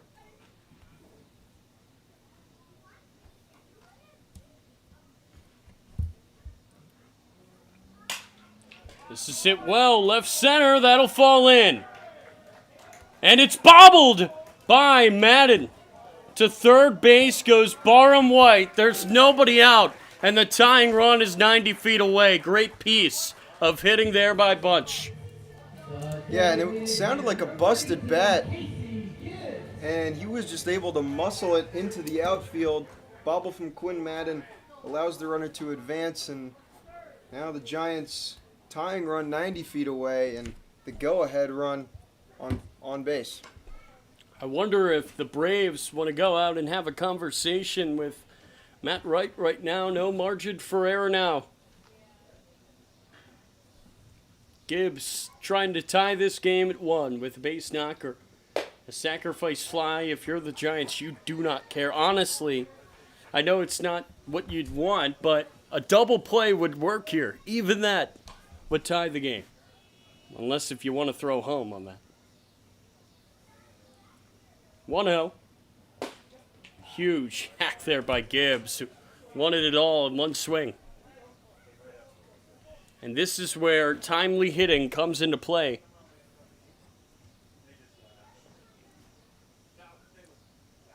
Giants offense has been quiet tonight. Can they wake up now? I really like what I've seen, by the way, from Cholera behind the dish. Yeah, He is confident. really nice game, and really observant of these runners. Has had 2 putouts from behind the dish tonight. 2-1. Gibbs will foul it away. You cannot afford a strikeout here. Kawashima is next. See what Massa can do. Again, he's looking for his first hit. He reached on a strikeout earlier tonight.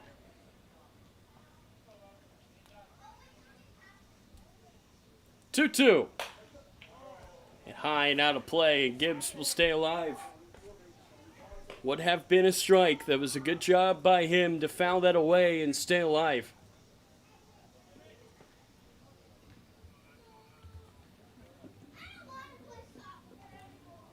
It's turned into a beautiful night here in Gaithersburg. 2-2. Outside, good take by Gibbs, and a walk here would load the bases. in this 1-0 ball game here on this Thursday night. About to be the 8th pitch of this Gibbs at bat. The payoff pitch.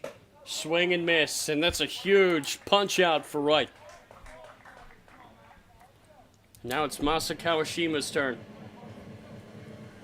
The shortstop, number 34, Masa Kawashima.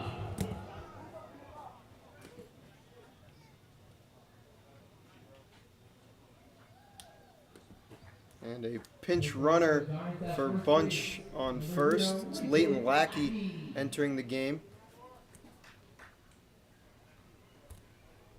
Well, you don't need to pinch run for third. Guess it makes sense. It doesn't really change anything because, you know, it's the DH's spot. Yeah, I'm a little curious too. I mean, maybe Brockway wanting to make sure that he can keep the bat of Bunch in the game as long as possible before having to play around with his lineup. Because, you know, waiting a full at bat to then pinch run, interesting approach. You're right. I think that the reason why Brockway decided to pull the trigger there is the possibility of a double play. That would be my only thought. And I think that you're right. He was trying to keep Bunch's bat in this game for as long as he could, but now you would rather have Lackey, one of the fastest players on the team, in at first base instead. And I wonder if Lackey's going to go. Kawashima shows bunt, pulls it back, ball one. Well, that's certainly a way to do it. That's gutsy. And what was interesting there is Lackey thought that it was going to be a pickoff attempt right at him to start. We've seen it plenty of times. This is hit well in the air, right center field, and caught by Madden, but it's plenty deep enough. Kawashima has tied it with a sacrifice fly.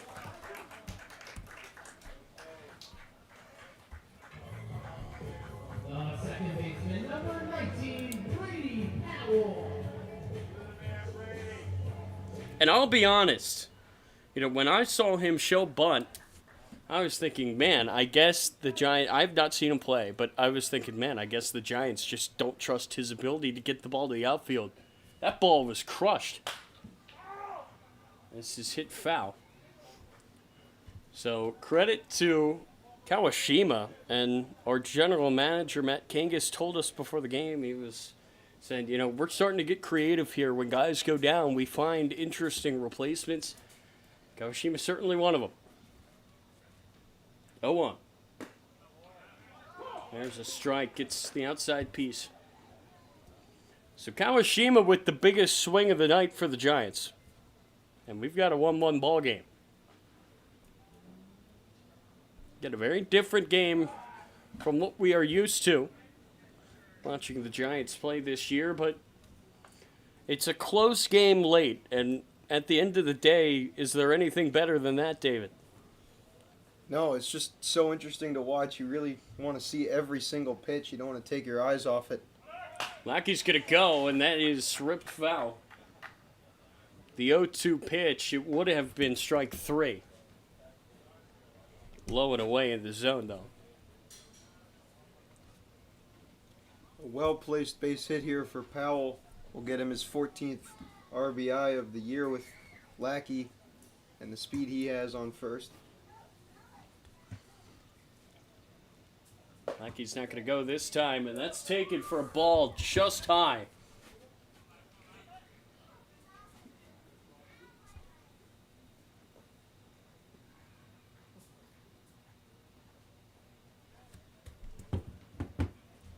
Lackey's going to go. Hit hard and in to left.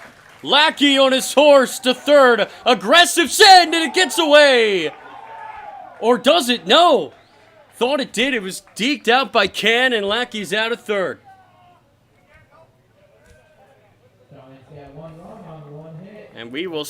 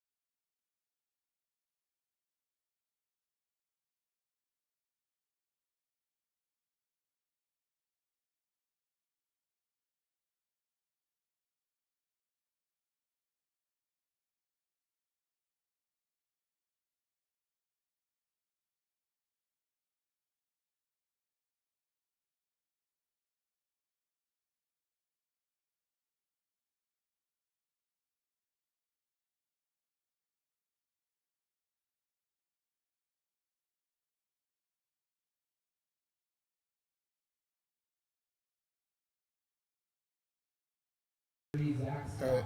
I'll take us back.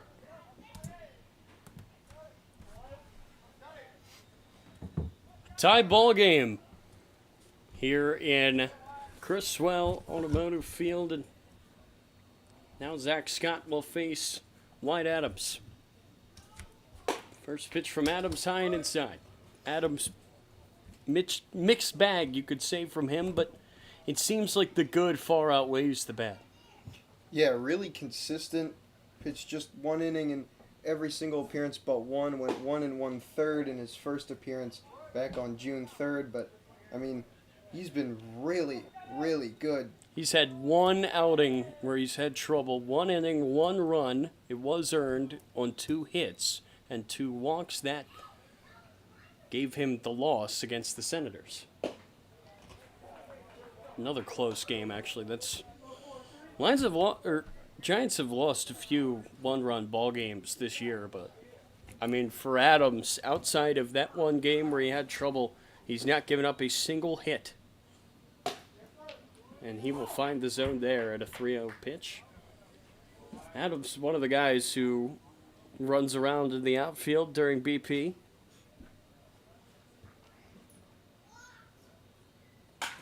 Hit hard and into left. Good start here to the inning for the Braves. And, of course, as soon as I bring up the stat that he gave up a hit in just one game, The center fielder number Zach Scott 1, goes and does that. Yeah, Adams just his 3rd hit given up thus far this season. And that's an encouraging sign for Braves fans.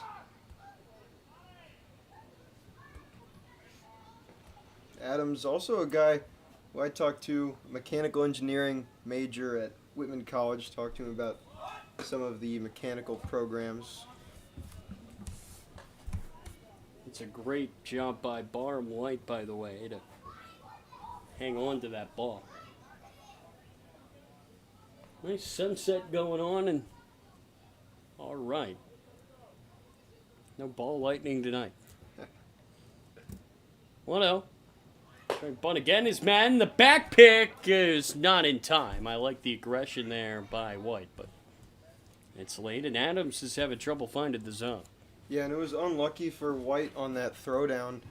Gibbs came into the cut of the grass because Madden squared to bunt, and so he was way off the bag, and the throw would have been in time had Gibbs been closer to the bag.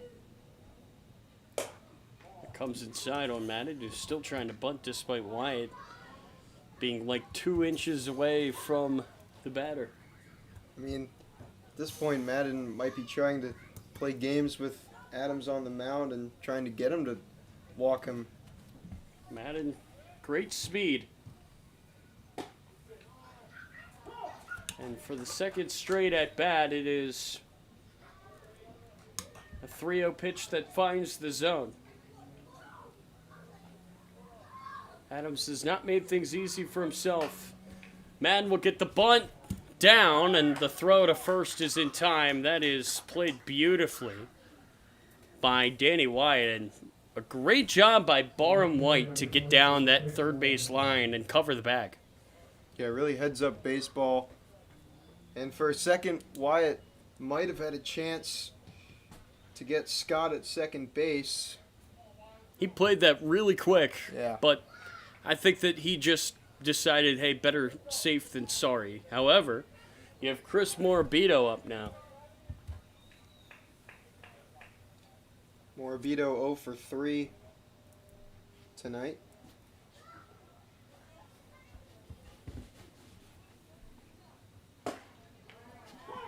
He'll find the zone. Boy, did Adams need a first pitch strike there. So Zach Scott is on second, the second baseman. He does have an oven mitt. Can the Braves bring him home and take the lead? 0-1. Check swing. He did not go. That may have been in the zone regardless, but Giants don't get that call, and instead of 0-2, it's now 1-1.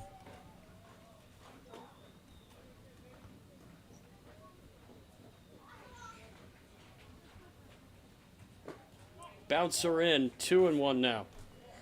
Oh, how things can change with one call.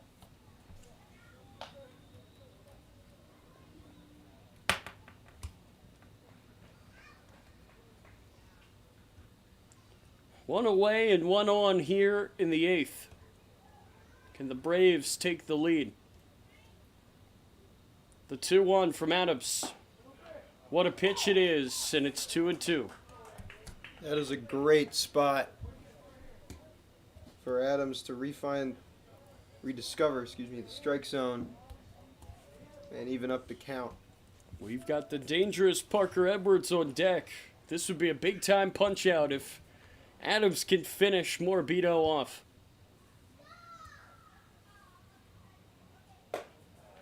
He will just miss there, high and away, and now this count is full.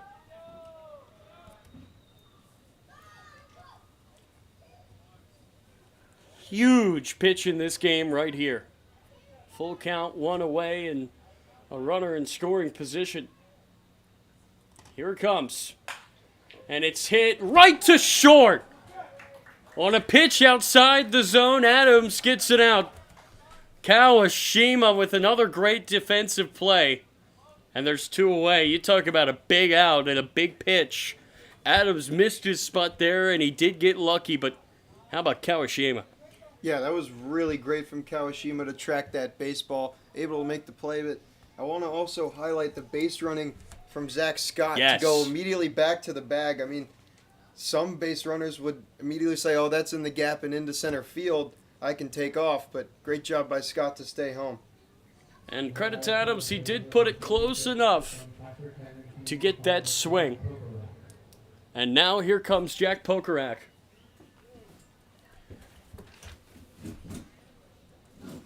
Well, Dash, you have said tonight, I wonder if we will see Pokarak. And you talk about a dangerous hitter in a big spot. That's what the Braves are getting right now. Yeah, Pokarak has been outstanding. This guy has to be a contender for Player of the Year. He was Hitter of the Week last week for the Cal Ripken League. Just an outstanding player. David, why don't you read off his stats this year?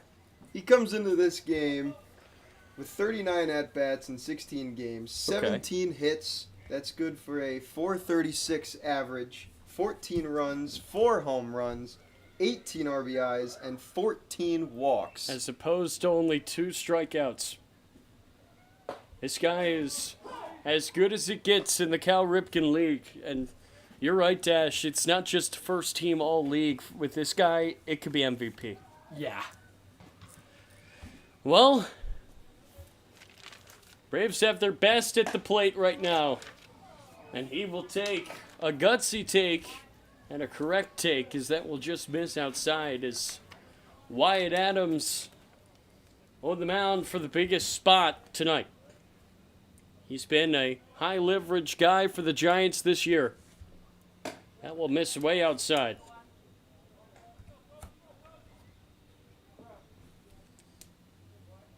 What is, I guess, surprising to me is that he takes the spot of Parker Edwards, who is also a phenomenal hitter.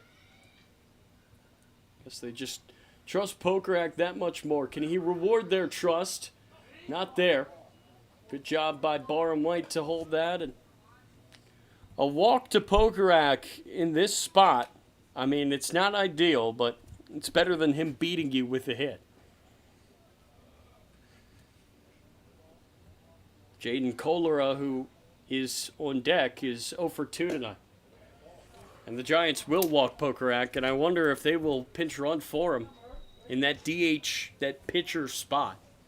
And now TJ Brockway is going to come in, and I wonder if it's Tanner Sanderoff time. We're going to stay with you until we see who is coming into the game. We know that Wyatt Adams is leaving it. Is that Nate? No, it will be Tanner Sanderoff. Big guns coming in for the Giants.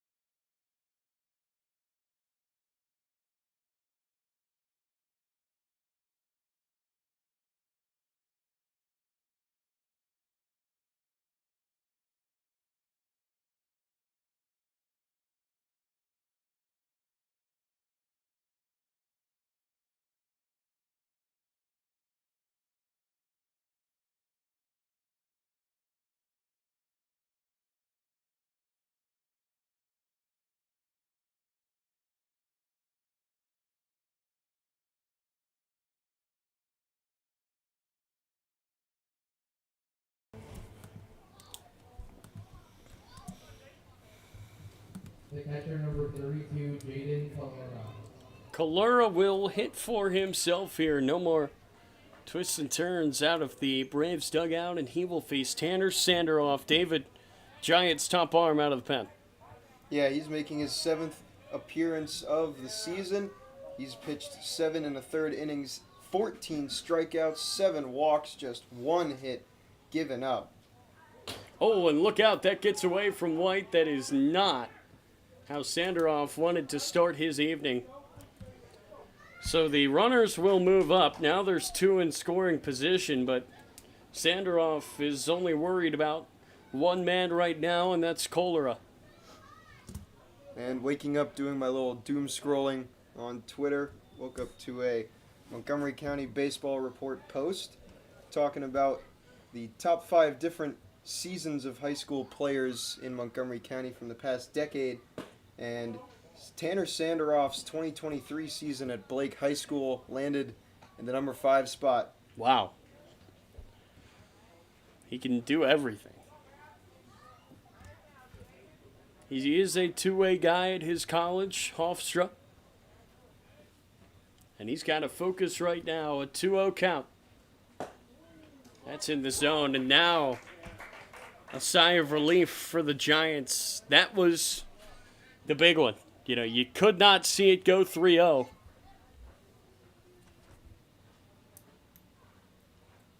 The 2-1.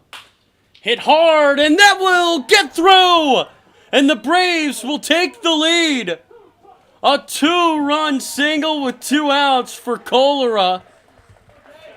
It's just the second hit that Sanderoff has allowed this season. And it's one of the biggest hits of the year for the Braves.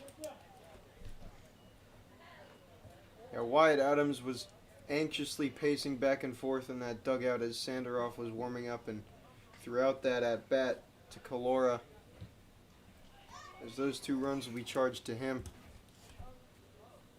It was not a bad pitch. It got the inside, well, to him, outside bottom corner. It was only hit 84.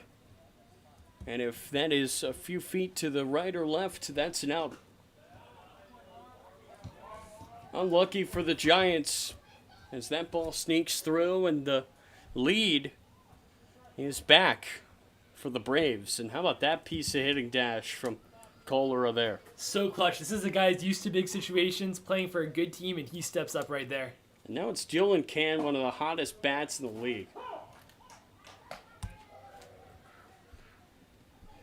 Again, Giants brought in their best guy in Sanderoff to face Cholera. And this is hit well. In the air, center field. Brown will get under it and make the play. Sanderoff not happy as the Braves take the lead 3-1.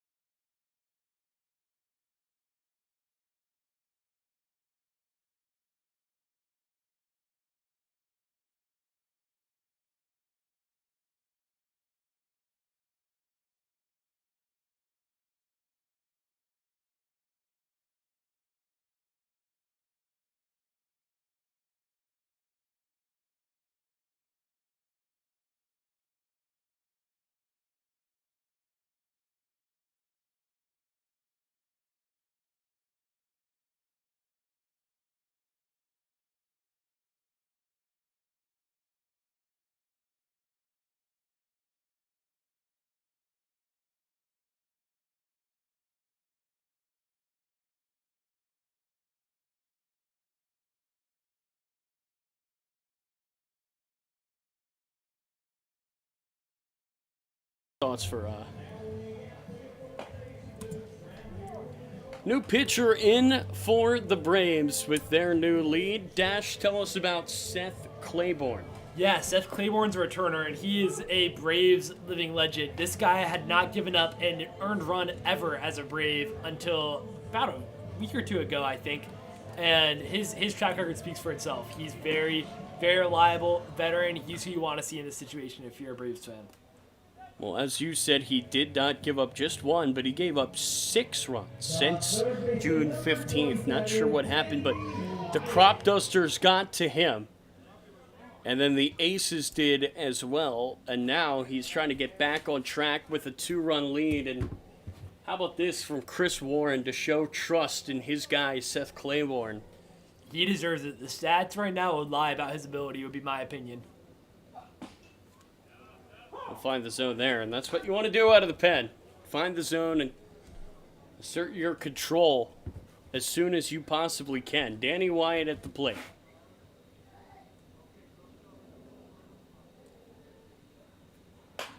Wyatt popped up high in the air to right.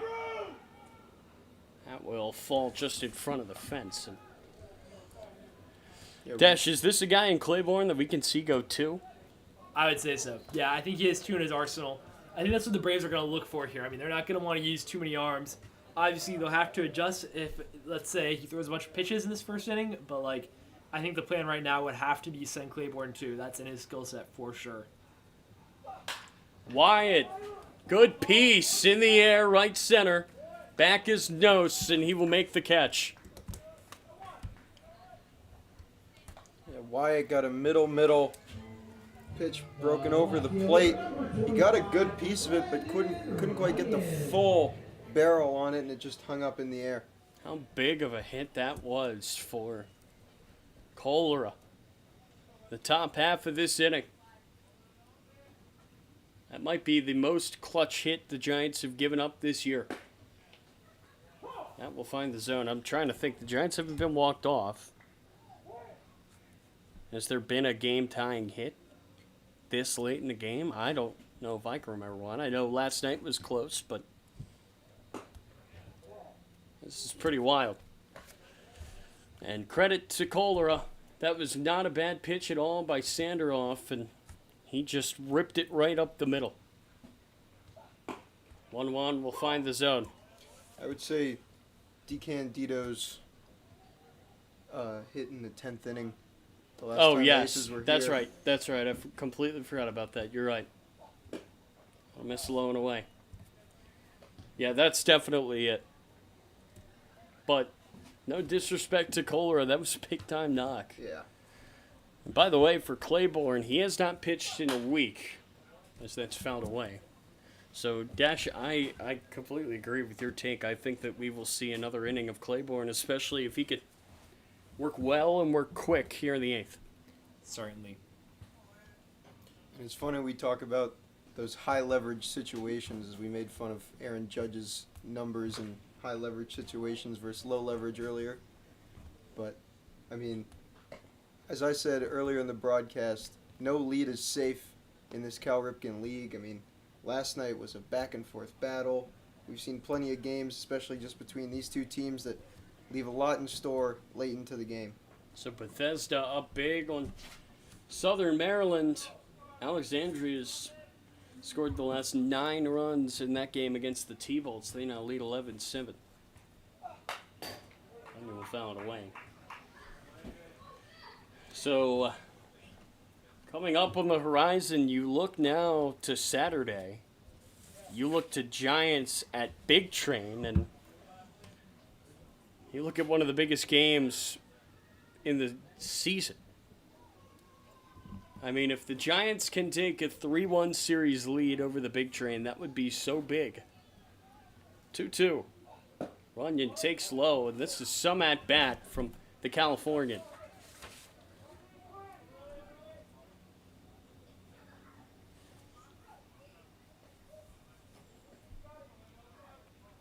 Full count. Runyon takes strike 3. I know there is some disagreements from the crowd, but that did find the zone, the top outside corner. That's a phenomenal pitch.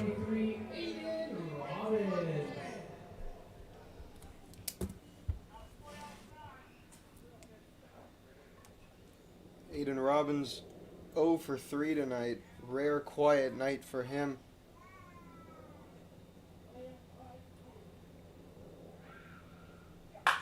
He could change that here. Oh my goodness, what a play! I believe that's Labruciano who's entered this game and made an unreal play at third. Wow. And the Giants will put up a 0. Sandroff will come back out there.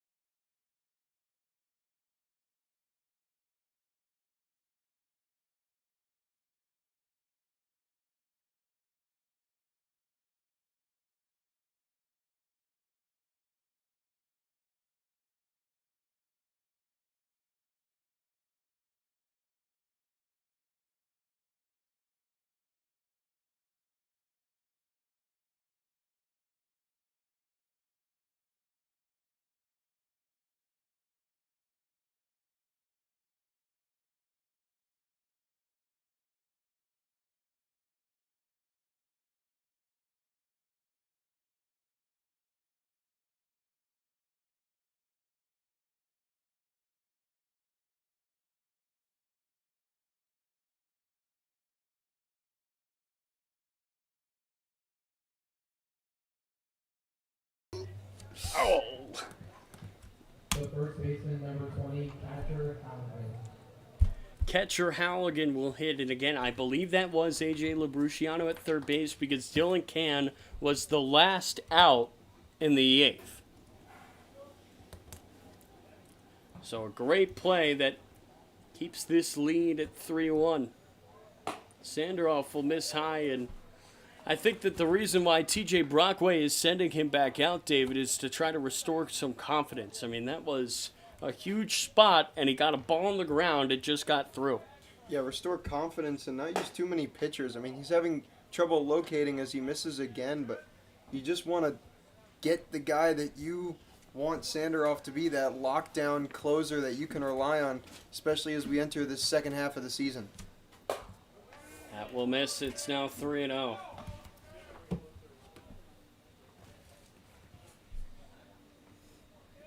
The Big Train with their win, and if the Giants can't come back tonight, the lead would get down to 2 games in the North. And it's a 4-pitch walk to catcher Halligan to start us off here in the 9th. The right fielder, number 6, Caleb Sanders. Caleb Sanders stepping up to the plate for his first at-bat of the night. He pinch ran for Kendall Cassidy after he pinch hit for Kevin Noss.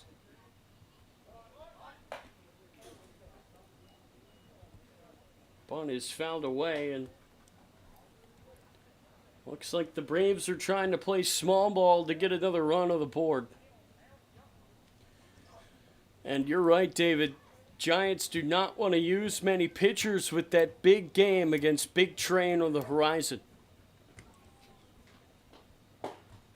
Swing and miss there by Caleb Sanders. Remember, he replaced, well, it was was replaced by Kendall Cassidy, and then Sanders came in. We already know that Jackson Bauer will start tomorrow's game against the T-Bolts. Check on first base. So, again, I wonder who's going to go on Saturday. Yeah, it's going to be very interesting. Won't be Sample. Probably won't be Lippman. Maybe Liam Deal. That's fouled away. Deal. Who else? Sahajic. Chronister. Yeah, Or maybe Big Trey. Yeah, those three. Well, Sahajic told us he can go 60 pitches. That is his limit. So if you're the Giants, do you want him in like that opener role, maybe give you 3 good innings? Swing and miss there, and Sanderoff will pick up a punch out. Now, it should be noted that those runs that came across in that last inning, they're charged to Adams, not Sanderoff.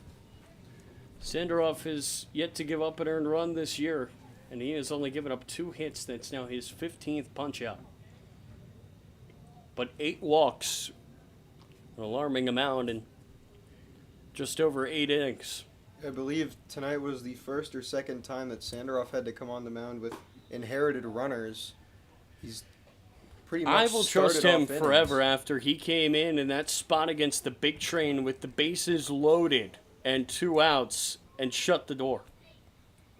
The most clutch at bat this year.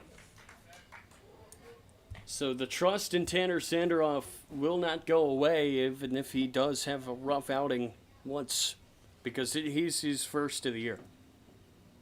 And he is attacking right now, and you give him credit for that. So bouncer in, Barham White will make the play behind the plate. And the good news for the Giants is Sanderoff will be available on Saturday night, now that he's pitching tonight instead of tomorrow. That will miss outside, but you don't want to see him throw too many. And it's already a 3-1 count here to Laskovsky. Giants would love another double play. It's fouled away instead.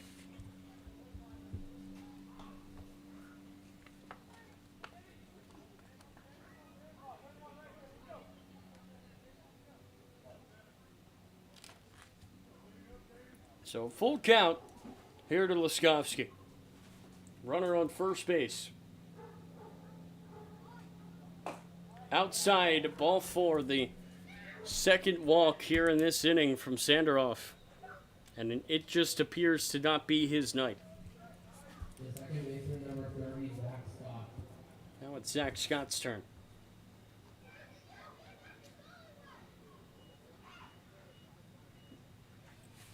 It's now 8 walks for the Giants pitching staff tonight after they had 10 last night. So 18 walks for as many innings as you've pitched. Or actually, 1 less inning because they didn't have to play the bottom of the 9th yesterday in Alexandria.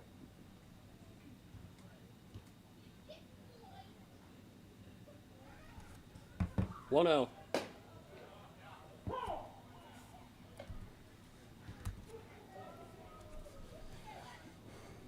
So again, Sanderoff trying his best to battle. Keep this a 2-run game. That will miss 2-1.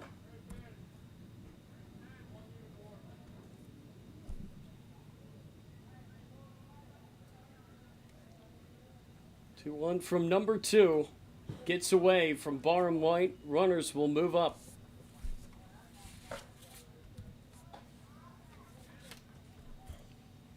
It has just not been Sanderoff's night.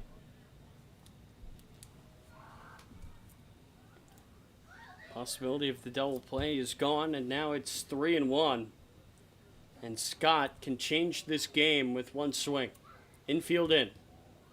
He will take ball 4, bases loaded.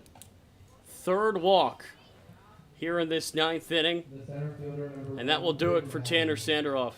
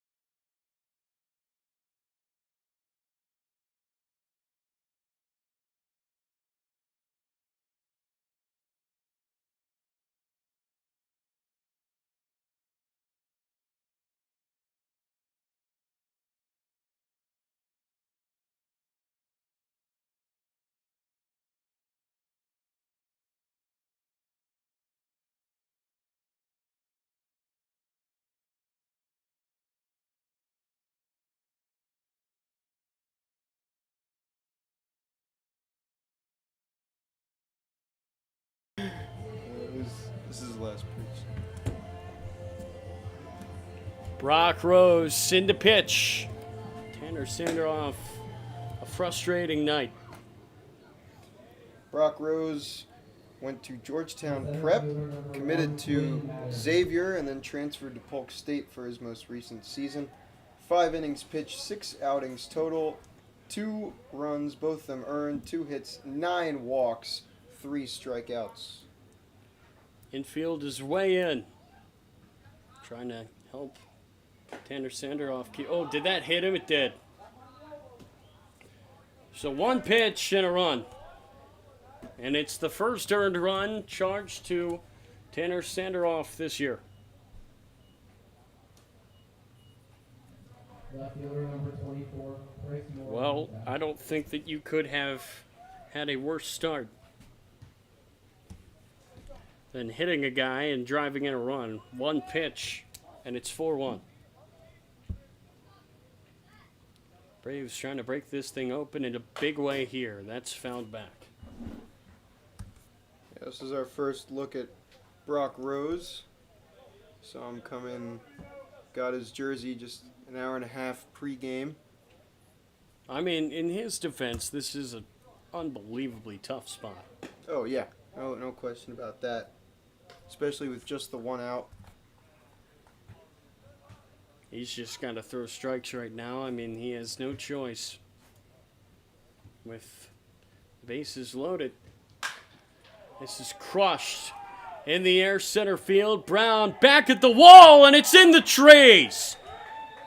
It's a grand slam. And it is broken wide open now. Chris Morabito touch them all. And it's 8-1.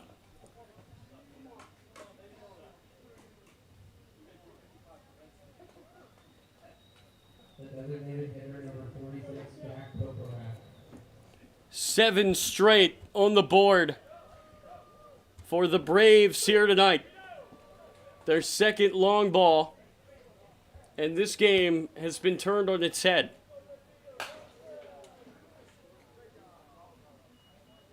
I mean, this has shades of the last time these two teams met, but the script is completely reversed.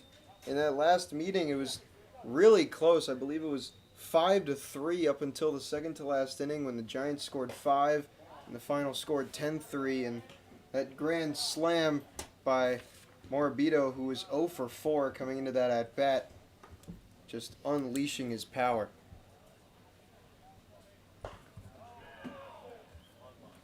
And now that will hit Jack Pokerak.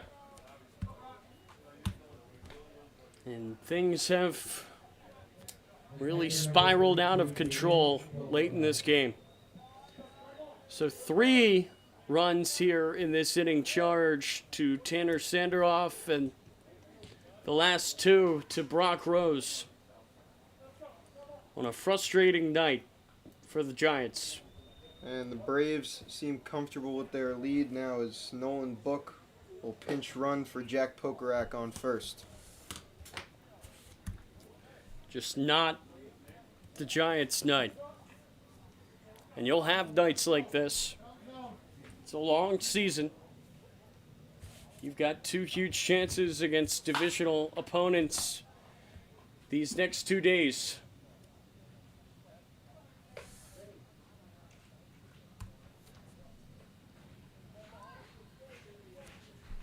You and Sammy will be there tomorrow. Yeah, that game at home, 7 p.m. against the T-Bolts, and then it'll be you and me in Bethesda on Saturday.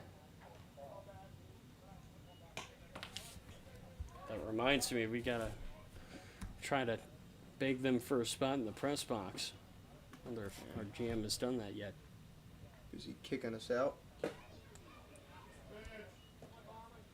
Swing and miss there.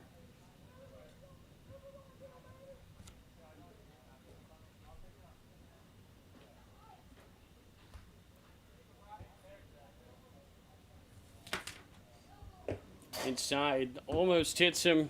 Runner will advance, and at this point, you just are gonna stick with Rose until he can get out of it. I mean,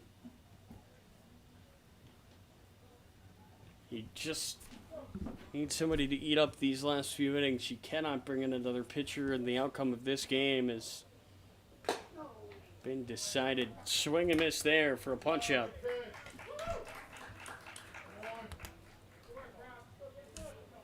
The third baseman, number 24. And Jaden Caldera, who gave the Braves the lead in the 8th inning, cannot make things worse for the Giants. And now it is A.J. Labruciano who made that great play at third, his first at-bat of this game. Came in for a defensive sub. That's hit hard right to Robbins, who will make the play, and the Giants will need 7 runs.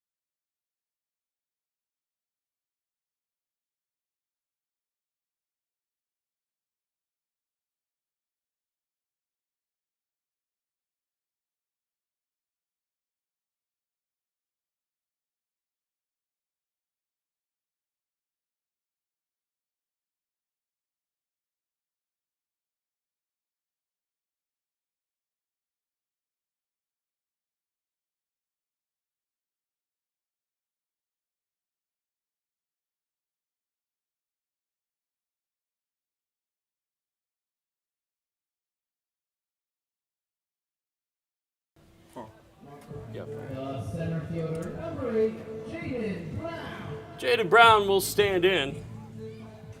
We've seen the Giants put up big numbers in innings this year, and they will need 7 here in the bottom of the 9th. Brown will take strike 1. That was an amazing pitch by, I believe, Still Claiborne. still Claiborne out there. That was an amazing pitch. Claiborne's trying to get a save right now. That's hit well in the air to left. Morabito, not the easiest catch there, but he does still make it. There's now 1 away. The catcher, number 31. Chris Morabito with the grand slam, as big of a grand slam as we have seen this year. I mean, in that spot, wow. Talk about adding on a 5 spot after getting the lead. Barham-White will foul it back. I believe that's the 3rd grand slam we've seen. Is the guy on the on deck circle hit the first one, Leighton Lackey, and then A.J. Martin. Who can forget that? That's probably, it's between that one and Sheeler's walk-off for my favorite hits by the Giants this year. And do you notice anything that those two plays have in common, David? I mean, it seems like they both came against the big train. Coincidence. Well, we will have the big train again on Saturday night. Cannot hype up that one enough. I mean, that is going to be one of the biggest games in the Cal Ripken League. We were talking with Dash Tischler there during the break about rivalries. He was saying, for some reason, the Braves and the Crop Dusters, who to me appear to be 2 of the nicest teams, so that really surprises me to see that they have beef, but that was a ball. It's 3-1. But interesting nonetheless. Whereas when it's Giants big train, it's war on both sides. And it's so cool to watch this year That's crushed down the line. Hooking foul. But on both sides, I mean, the talk has been from both dugouts, the adjustments made by coaching. Big Train have thrown their best possible pitchers in both of the last 2 games against the Giants. And I'm sure with a blowout win tonight, and barring what will happen tomorrow. Oh, they play the Crop Dusters, actually. That's a big game. We'll see how they handle it. Or White will foul that back. That's actually interesting. I did not think to look to see who the Big Train play tomorrow. But, David, that could maybe change some things about Saturday's game depending on who they use, because that's a must-win game tomorrow. Yeah, it certainly is, especially since those two are scrapping and in the second place spot at the moment. It's hit hard into the net. I believe both are 10-10 coming into tonight. So actually, coming into tonight, the Crop Dusters were 9-10. They're now 9-11, and the Big Train are going to be 11-10. So the Big Train are only going to be 2 games behind the Giants, who after this game, barring a miracle comeback here, would be 13-8. It's inside. Barham White takes another walk. He's had a good night. Yeah, it's his 3rd time reaching, and 3rd time reaching via a walk tonight. So it may not be the prettiest box score for him, 0 for 1 with a strikeout, but on base 3 times. That brings up Leighton Lackey for his first at-bat of the game. Lackey checks his swing. He did go.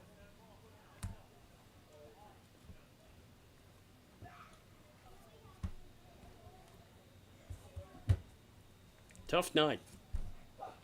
Lackey hits it hard.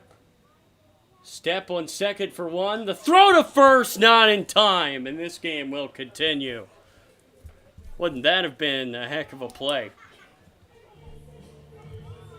First baseman, number 18, Casey Gibbs. And now Casey Gibbs is the Giants' last hope. 9-1. Excuse me, 8-1. Not sure what happened there.